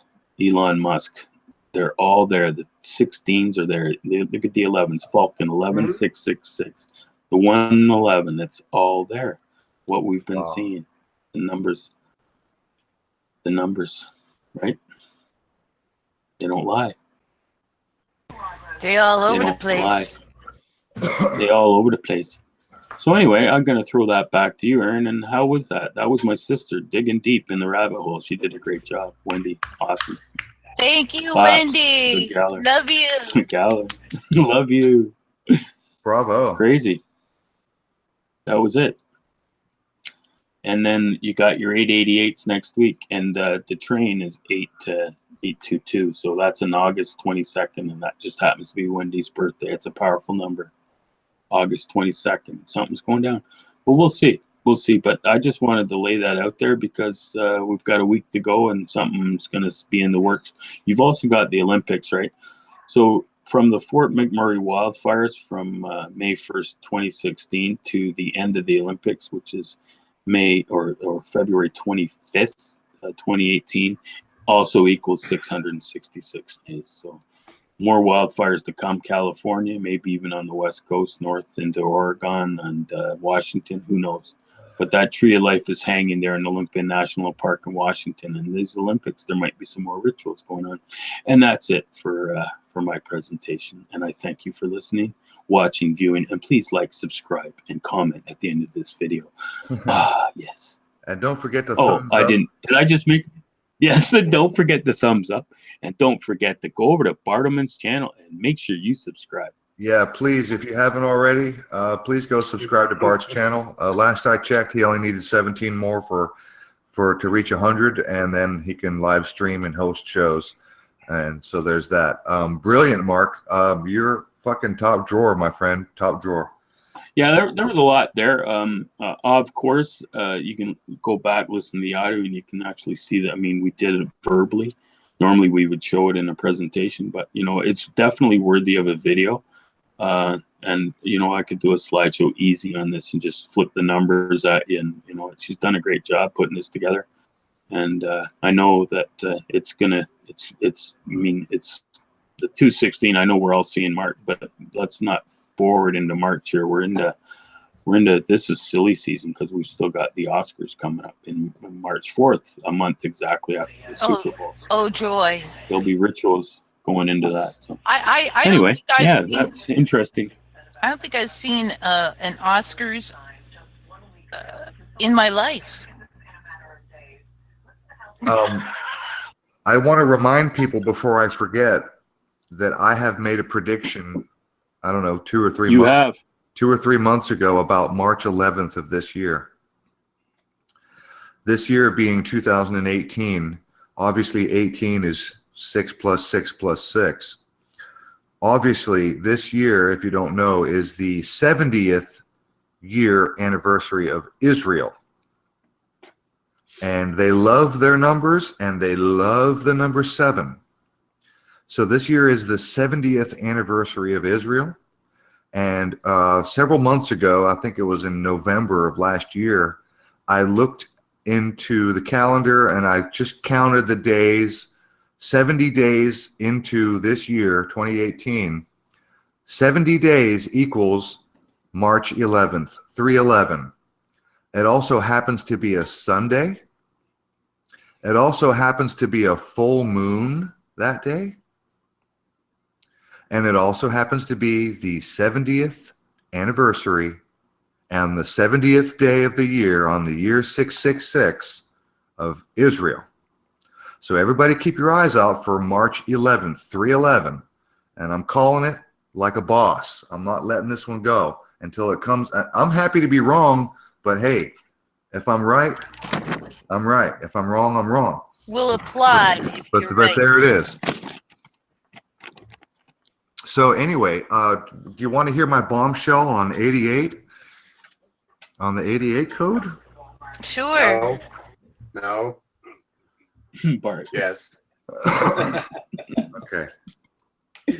Bart. Sure. I haven't gotten to talk in a while. I just wanted to say no. Go, Aaron. Go. Hey, pardon me. Hey, you got something to say, Bart? Speak up. You're a big boy. No. This has been great to do a show. It's something I know, you're different. fucking around. I know. So Mark is awesome, right? He went into this whole flow. He was reading a script. I can't wait to go and listen to what all that was all about. I'm probably going to listen to it like 3-4 times and try to dissect it. Right? It's like I don't know. It is very involved, very complicated. Right? It's for me, and I imagine some people are similar. That this format of only sort of speaking out the ideas and the numbers one after another, and stringing it in this kind of a chain. They can't like I couldn't follow it. I had to zone out, right? So I went into the chat, but I can do that when I can be in control of the timing of it, right? Like you say something and then another thing and another thing. I get to hit the pause button and then go research and then come back and pick it up. But either way, it's really valuable to get it on record in every like variation possible, because there's somebody out there who sat there and listened and was like, yep. Following, this is the format for me, you know? And I was in the chats and a couple people that I was talking with were like, if this were accompanied with visual, it would make a difference for it, you know? And Totally. It would slow down. It was accompanied with visuals. That would be the format for me to be more engaged, right? But either way, I'm all about like the shotgun approach, right? Like if there's good content, then the good content is always the good content. Then you remix that into the 10,000 different ways to present that content. So, you know, awesome Excellent stuff. point. Bart. Excellent point. You know, obviously, it's you're looking at rapid fire because I've got the sheets, and you're gonna blow people's minds for sure. It's like Extra Caps' video, first one I said that he put out in 22 months on the on Starman and David Bowie's song and all the connections there. When you read his blog, if you go over to his blog and read the one on the SpaceX, he did a video on it, but he threw the numbers. He did like a 7-minute video, and the numbers just scroll by. And my only critique on it was, you should have slowed the numbers down, because a newbie looking at Gematria for the first time. I mean, I saw a whole bunch of 111s going by. I saw 222s. I saw 322s. I saw the numbers to me that make sense, but to the average, not the average, but to the newbie coming in, they're just going to be like what you just said to me, flying by with the numbers. I see comments in the chat room, and they're going, what do those numbers mean? Well, they mean something, because the world is based on numerology. Why do you think A equals 1 and B equals 2? Who decided all this? When was it all decided? The Jews. It was decided long. Yeah. That's the deep stuff. Babylon. That's where it gets really interesting for me. Yes. Yeah. So that's why, if you're awakened to the numbers, then you're awakened to pretty well everything else. Because look at 911, right? I mean, you just saw the album cover you just there said with you just 911. I mean, why did we have 911 in our emergency? I'll tell you why do we call 911 help? Yes. I'll tell you distress.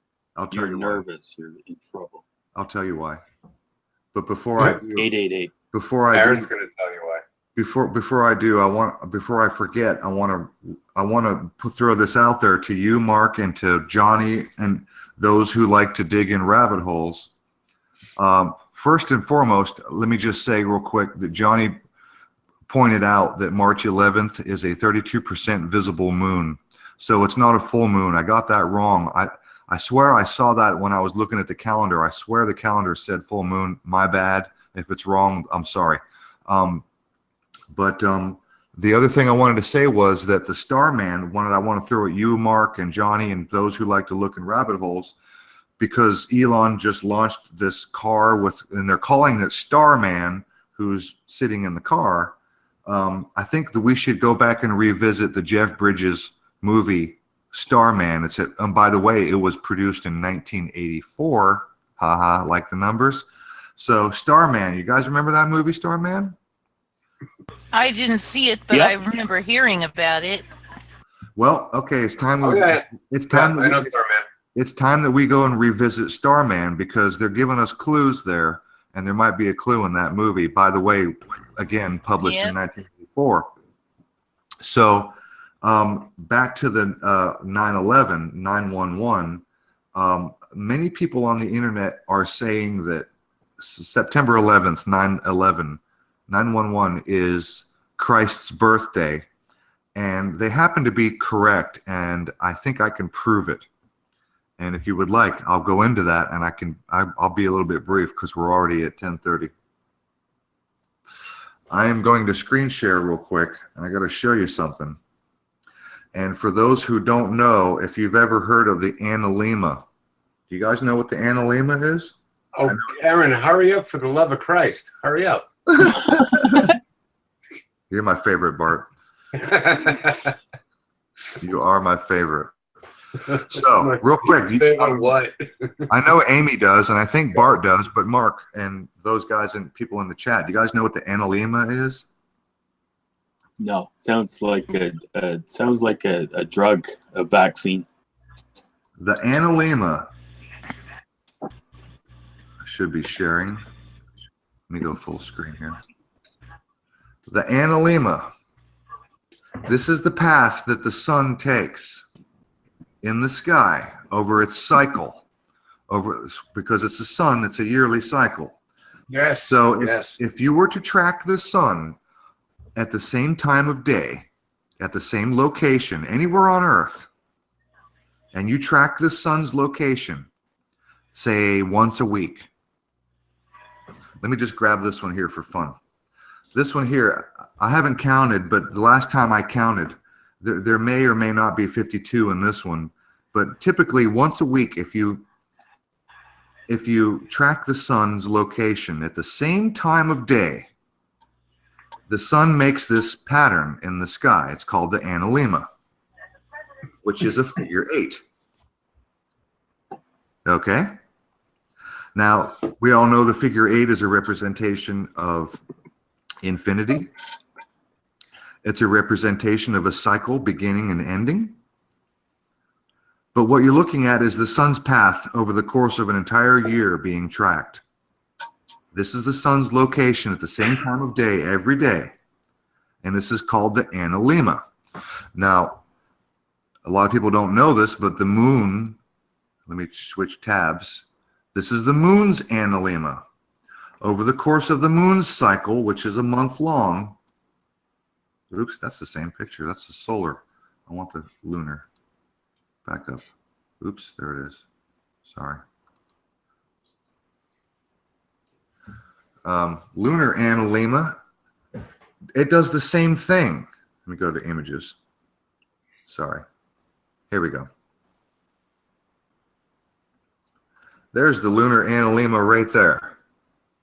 Again, it's a figure 8.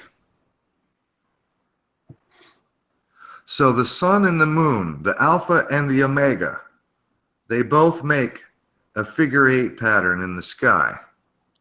And this is called the analemma, A-N-A-L-A or E-M-M-A, analemma. Okay, everybody got this? So there's your 88. You have the solar and the lunar analemma. Can I break in just a really quick? Hurry up. Go. If it's A-N-A-L-E-M-A, we have 47 in English order. No, it's double M, 2 M's. 2 M? Analemma. Oh, okay. Lima, M-M-A. Got it. Okay, never mind. Carry on. Okay, so the analemma, you get a solar analemma and you get a lunar analemma. Now, the really, really, really interesting part about the analemma is, as you can see, one crosses the other. You have a crux, a crossing point. Here's the lunar analemma right there. So, speaking of the solar deity known as Christ, a lot of people are saying that he was actually born. Christ's birthday is 9/11, September 11th. And I think I can prove that because, and I don't have the tab open right now, but you can look this up. The solar analemma, let me just grab this picture.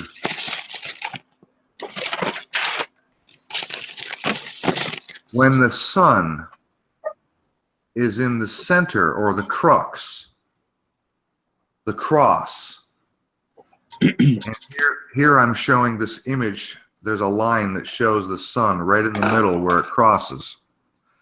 Now, it's daytime and you can't see the constellations, but if you lined up, you can use Google Sky and verify this. Guess which constellation is right behind the analemma when the sun is in the center, is in the crux? Guess which solar constellation? I know. I know, Amy, shut up. I'm asking the rest of the class. Class, which constellation is behind the analemma when the sun is in the crux? Anyone? Bueller? Ferris? Can you give us a hint? I'll give you a hint. In terms of, well, okay, so can you give us a little more information? So when it's in the crux, what season would that be? It's what season? It would be fall. Yeah, fall. Okay. Is that maybe when it's I've already told Scorpio and Sagittarius, therefore the center of the galaxy? That's my guess. It's interesting that you brought up Scorpio because Scorpio is in the fall. That would be awesome. Scorpio plays a role. We will be discussing this in depth next week with Influence Freedom will be our guest next week. No, but that's winter. That's winter. My bad. Okay, so what- I'll just tell you, since nobody has the answer except for Amy. Amy, why don't you just tell us? Mark, do you want to guess? Orion's I belt. believe it's Amy, eh? say again. It's Virgo. Virgo. Virgo. It's Virgo. Virgo. It is. I said it. I said it first. Virgo. Okay, so here's the thing. When the sun is in the crux or the cross of the analemma, Virgo stands behind in the sky. You can't see it because it's daytime. But Virgo, so in other words, the sun, the solar deity, Christ, is on the cross with the beginning and the end, the Alpha and the Omega, the birth, the death, the resurrection.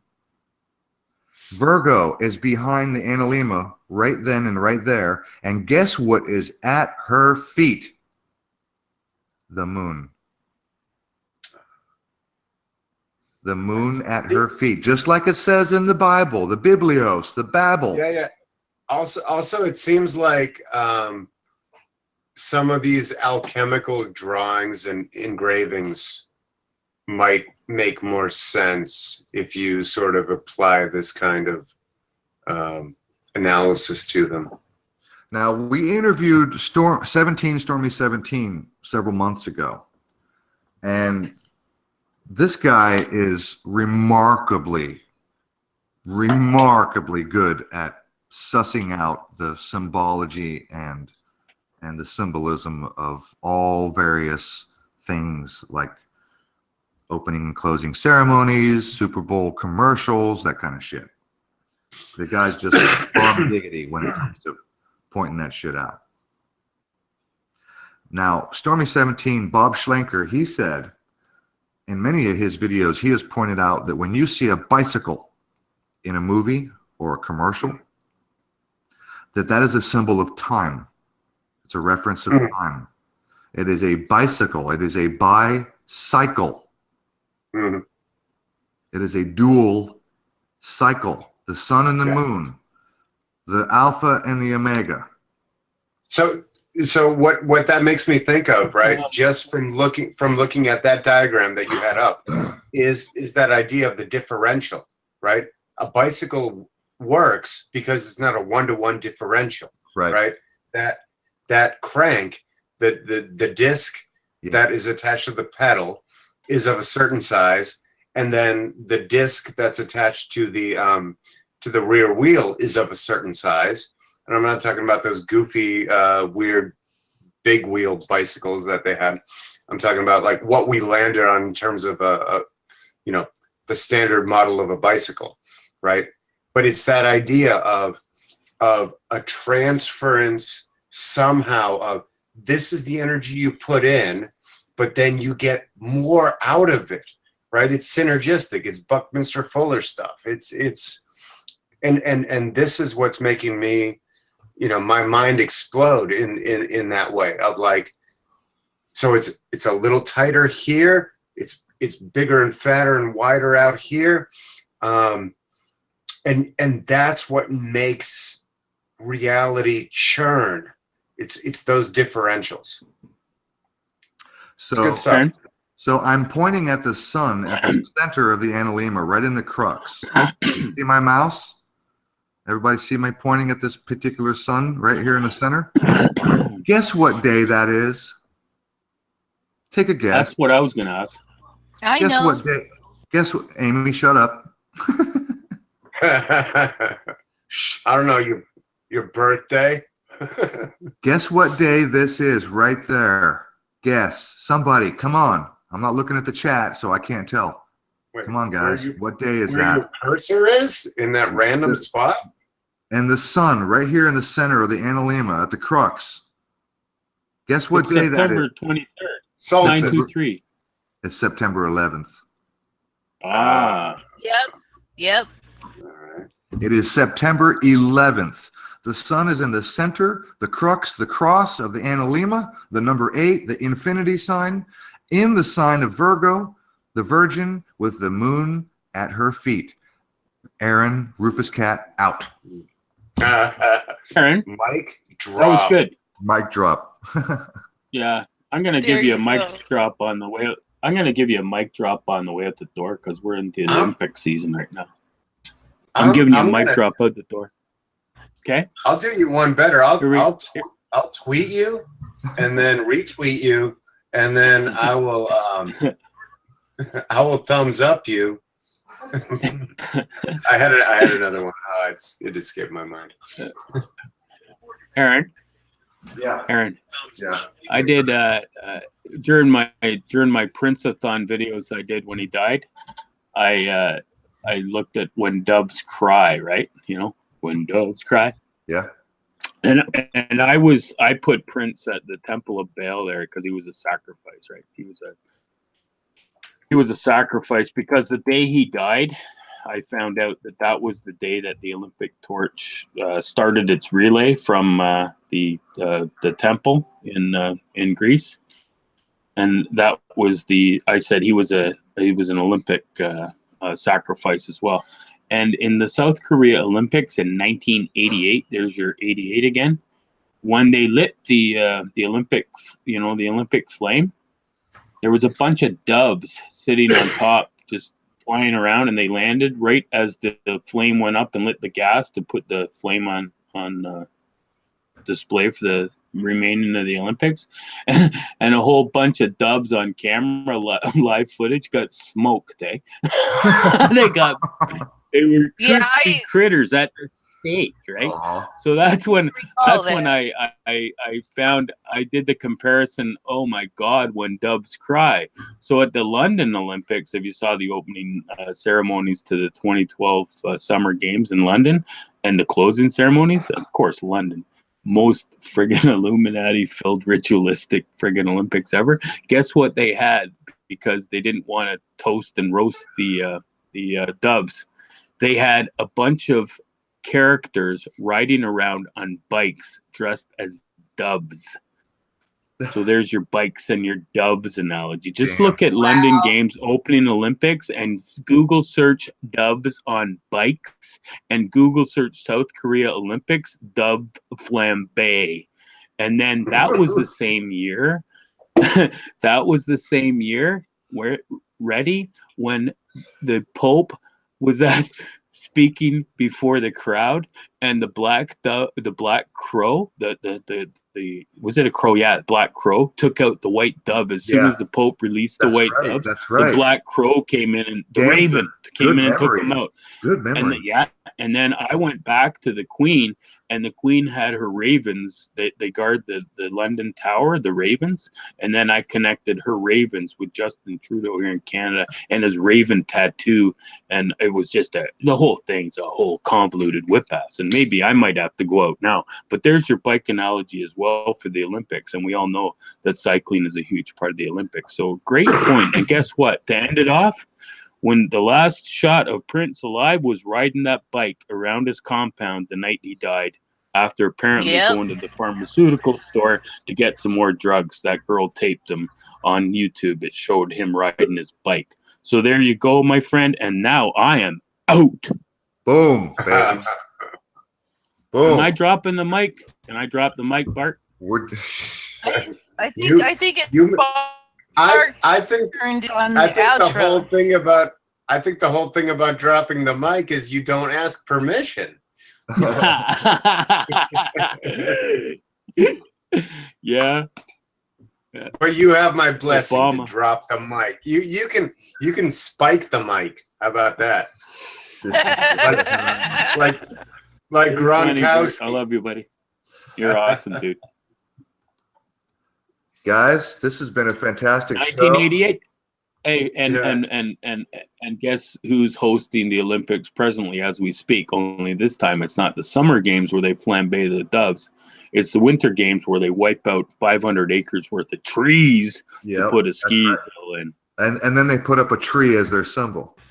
A fake and tree. It's a fake with 400,000 illuminated light bulbs. 400,000. Yeah, let's not trip out about 500 acres though. I mean, come on. I'm just look. Hey, Bart, wait. Bart. Okay. Bart, Don't give me any sauce, Bart. Look, here's give me that. where a lot of my perspective comes from. I think I want to double check this, but I heard a stat which was if you took all the human beings on Earth and put them sort of arm's length from each other in one area, they would occupy the area of Madagascar. Yep. Right? Is that or is it shoulder to shoulder? Or I don't know. I mean, it kind of makes a difference, like arm's length or shoulder to shoulder. But It's either way, close either way. Yeah. I will say, Yeah. I know that if you gave every single human being a quarter acre in Australia, Thank you. and I mean from birth till just barely alive at the end, Every man, woman, and child. every man, woman, and child, a quarter acre in Australia, You'd have you all would of still have Australia, some of Australia left over, and the rest of the planet. you'd Australia is 4% of the land mass, not including Antarctica. right? That's So right. I've heard, you think about that. that's right. Yeah. No, so I think that this idea, like I think there's so much politics throwing around numbers that seem big all the time in order to play off of that human thing where we think big numbers automatically mean shit.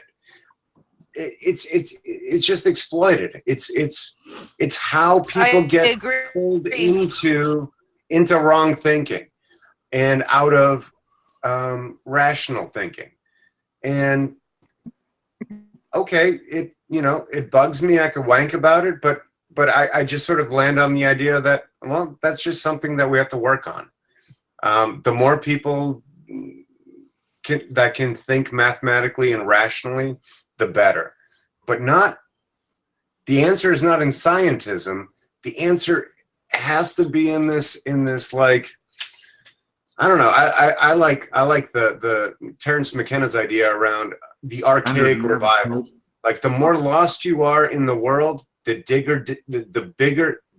deeper down you have to dig, and the further back you have to dig into what human is in order to go and get the stuff to fuel you to be sane in this world. Something like that. Well said, mister. I have a fucking Post-it note stuck to my face. I was just riffing because earlier I guess we're gonna take you seriously. Yeah. No, please never ever take me seriously. Okay. This is not financial advice, people. Okay. Brilliant. Yeah, we're not lawyers. Okay. Final thoughts, guys. Brilliant stuff. Can I start? Great job. Go, Amy. Final thoughts. Let's take our planet back. It's been stolen from us. And create better. Please see my playlist on my channel if you have not seen it. It's less than an hour, and I describe how we might accomplish retrieving our planet from the psychopaths in control. And go ahead and plug your blog. Oh, you mean my forum? Yes. That's at tapyourit.boards.net, and that's tapyouret.boards.net. Awesome. Mark, final thoughts, buddy. Well, thanks for hanging on there with me for the last 3.5 hours there, everybody, and I appreciate the love and support. And it's funny because I took a month off making videos on my main channel. I had about 5 posted on my backup channel, so I would go onto my channel and dig out that second backup channel, because I am going to start posting some of my more highly viewed and controversial, but positive controversial videos on that channel. So that's one of the things I'm going to be doing. I'm going to use that channel now as my guinea pig, because my channel here has been cleared of its community guideline strikes, thank God. And I can kind of have at her again, which that's what I've been doing. And been a busy week, and we're in the silly season, February, March, and I'll be paying attention to what you've got on your 888s next week, Karen and Amy and Bart, and I'll be around. But in the meantime, thanks everybody for your comments, views, and well wishes. But I appreciate the time you guys give me on this channel, and I'm always here for you. God bless. Brilliant. It was fun to have you, Mark. It was really fun. I like you. I like what you're doing. Keep it going. Do your part, right? We're all pieces of a puzzle, trying to figure out a puzzle within a puzzle, within an enigma, within, and it really is the Matrix. It's the Matrix, isn't it, Bart? It really is. Yeah. We're in the live Matrix. It really is. We are, and they don't like it. Well, I don't know. It's like, who doesn't like it, right? Like I've vacillated between not liking it and loving it, and hating it, and kind of being cool with it. Great point. Yeah, it's all good stuff. We're here. We're alive. We're doing what we're doing. Let's celebrate each other. We're all doomed. So always remember that. We're all sinners. Terrible, terrible people. Nobody gets out alive. Yep. Nobody gets out of this thing alive, right? All right. Well, yeah.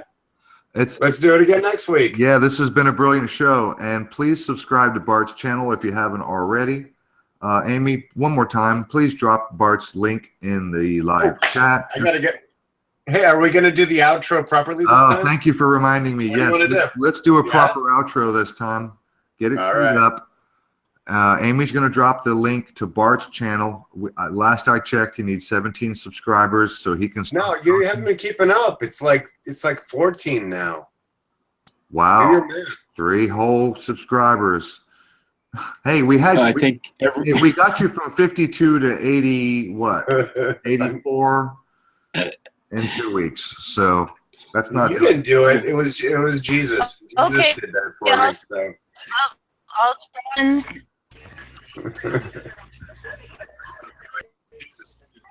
those are my subscribers, Bart. Make sure you honor them. I will dishonor them with the greatest of care. You better honor them by producing some fucking sacred geometry videos. I'm working on it. I'm working on it.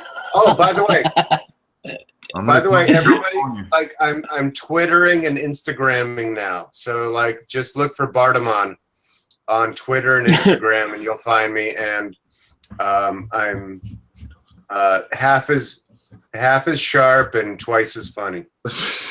You're like a beach ball. I'm like a beach ball. If you don't start producing videos, I'm going to come to California and smack you around. Me too. I ain't scared. Yeah, I ain't scared of either of you. Oh, Bart haven't like seen me in action. I've been working out. I could take you. Oh, you're a skinny punk. I can see you. I've been doing lighter curls. Okay, guys. Be good to each other and pick up your trash. Love always. You ready, Bart? Take us out. Thanks, Mark. You're brilliant as always. 10:55 out.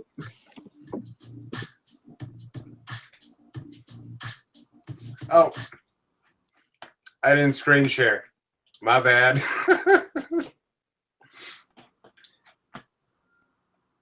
And I almost didn't fire you this week. I had it nailed down, and then precious moments. Thanks everybody in the chat. It was good to see Johnny Supertramp and Mad Pie Man. We had a bunch of new faces. Marie, what is that? Kistonen. NASA Lies. NASA Lies. He's been with us all night, 4 hours. Good on you, bro. Smart.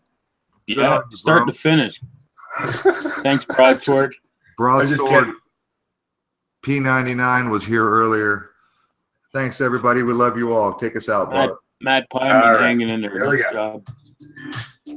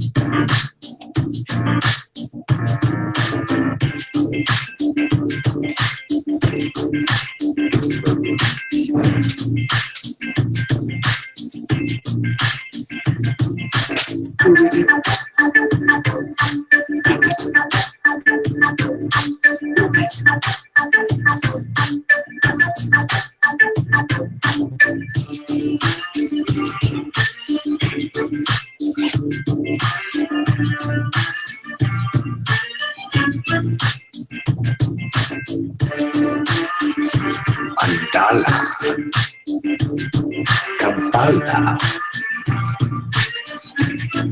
Laksana.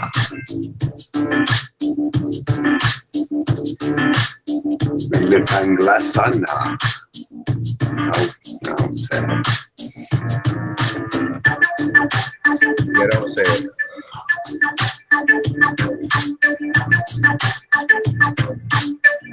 The sadder part of the outro.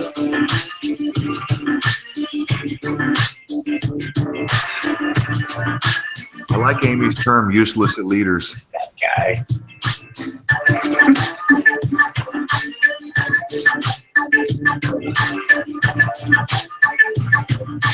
Creepy.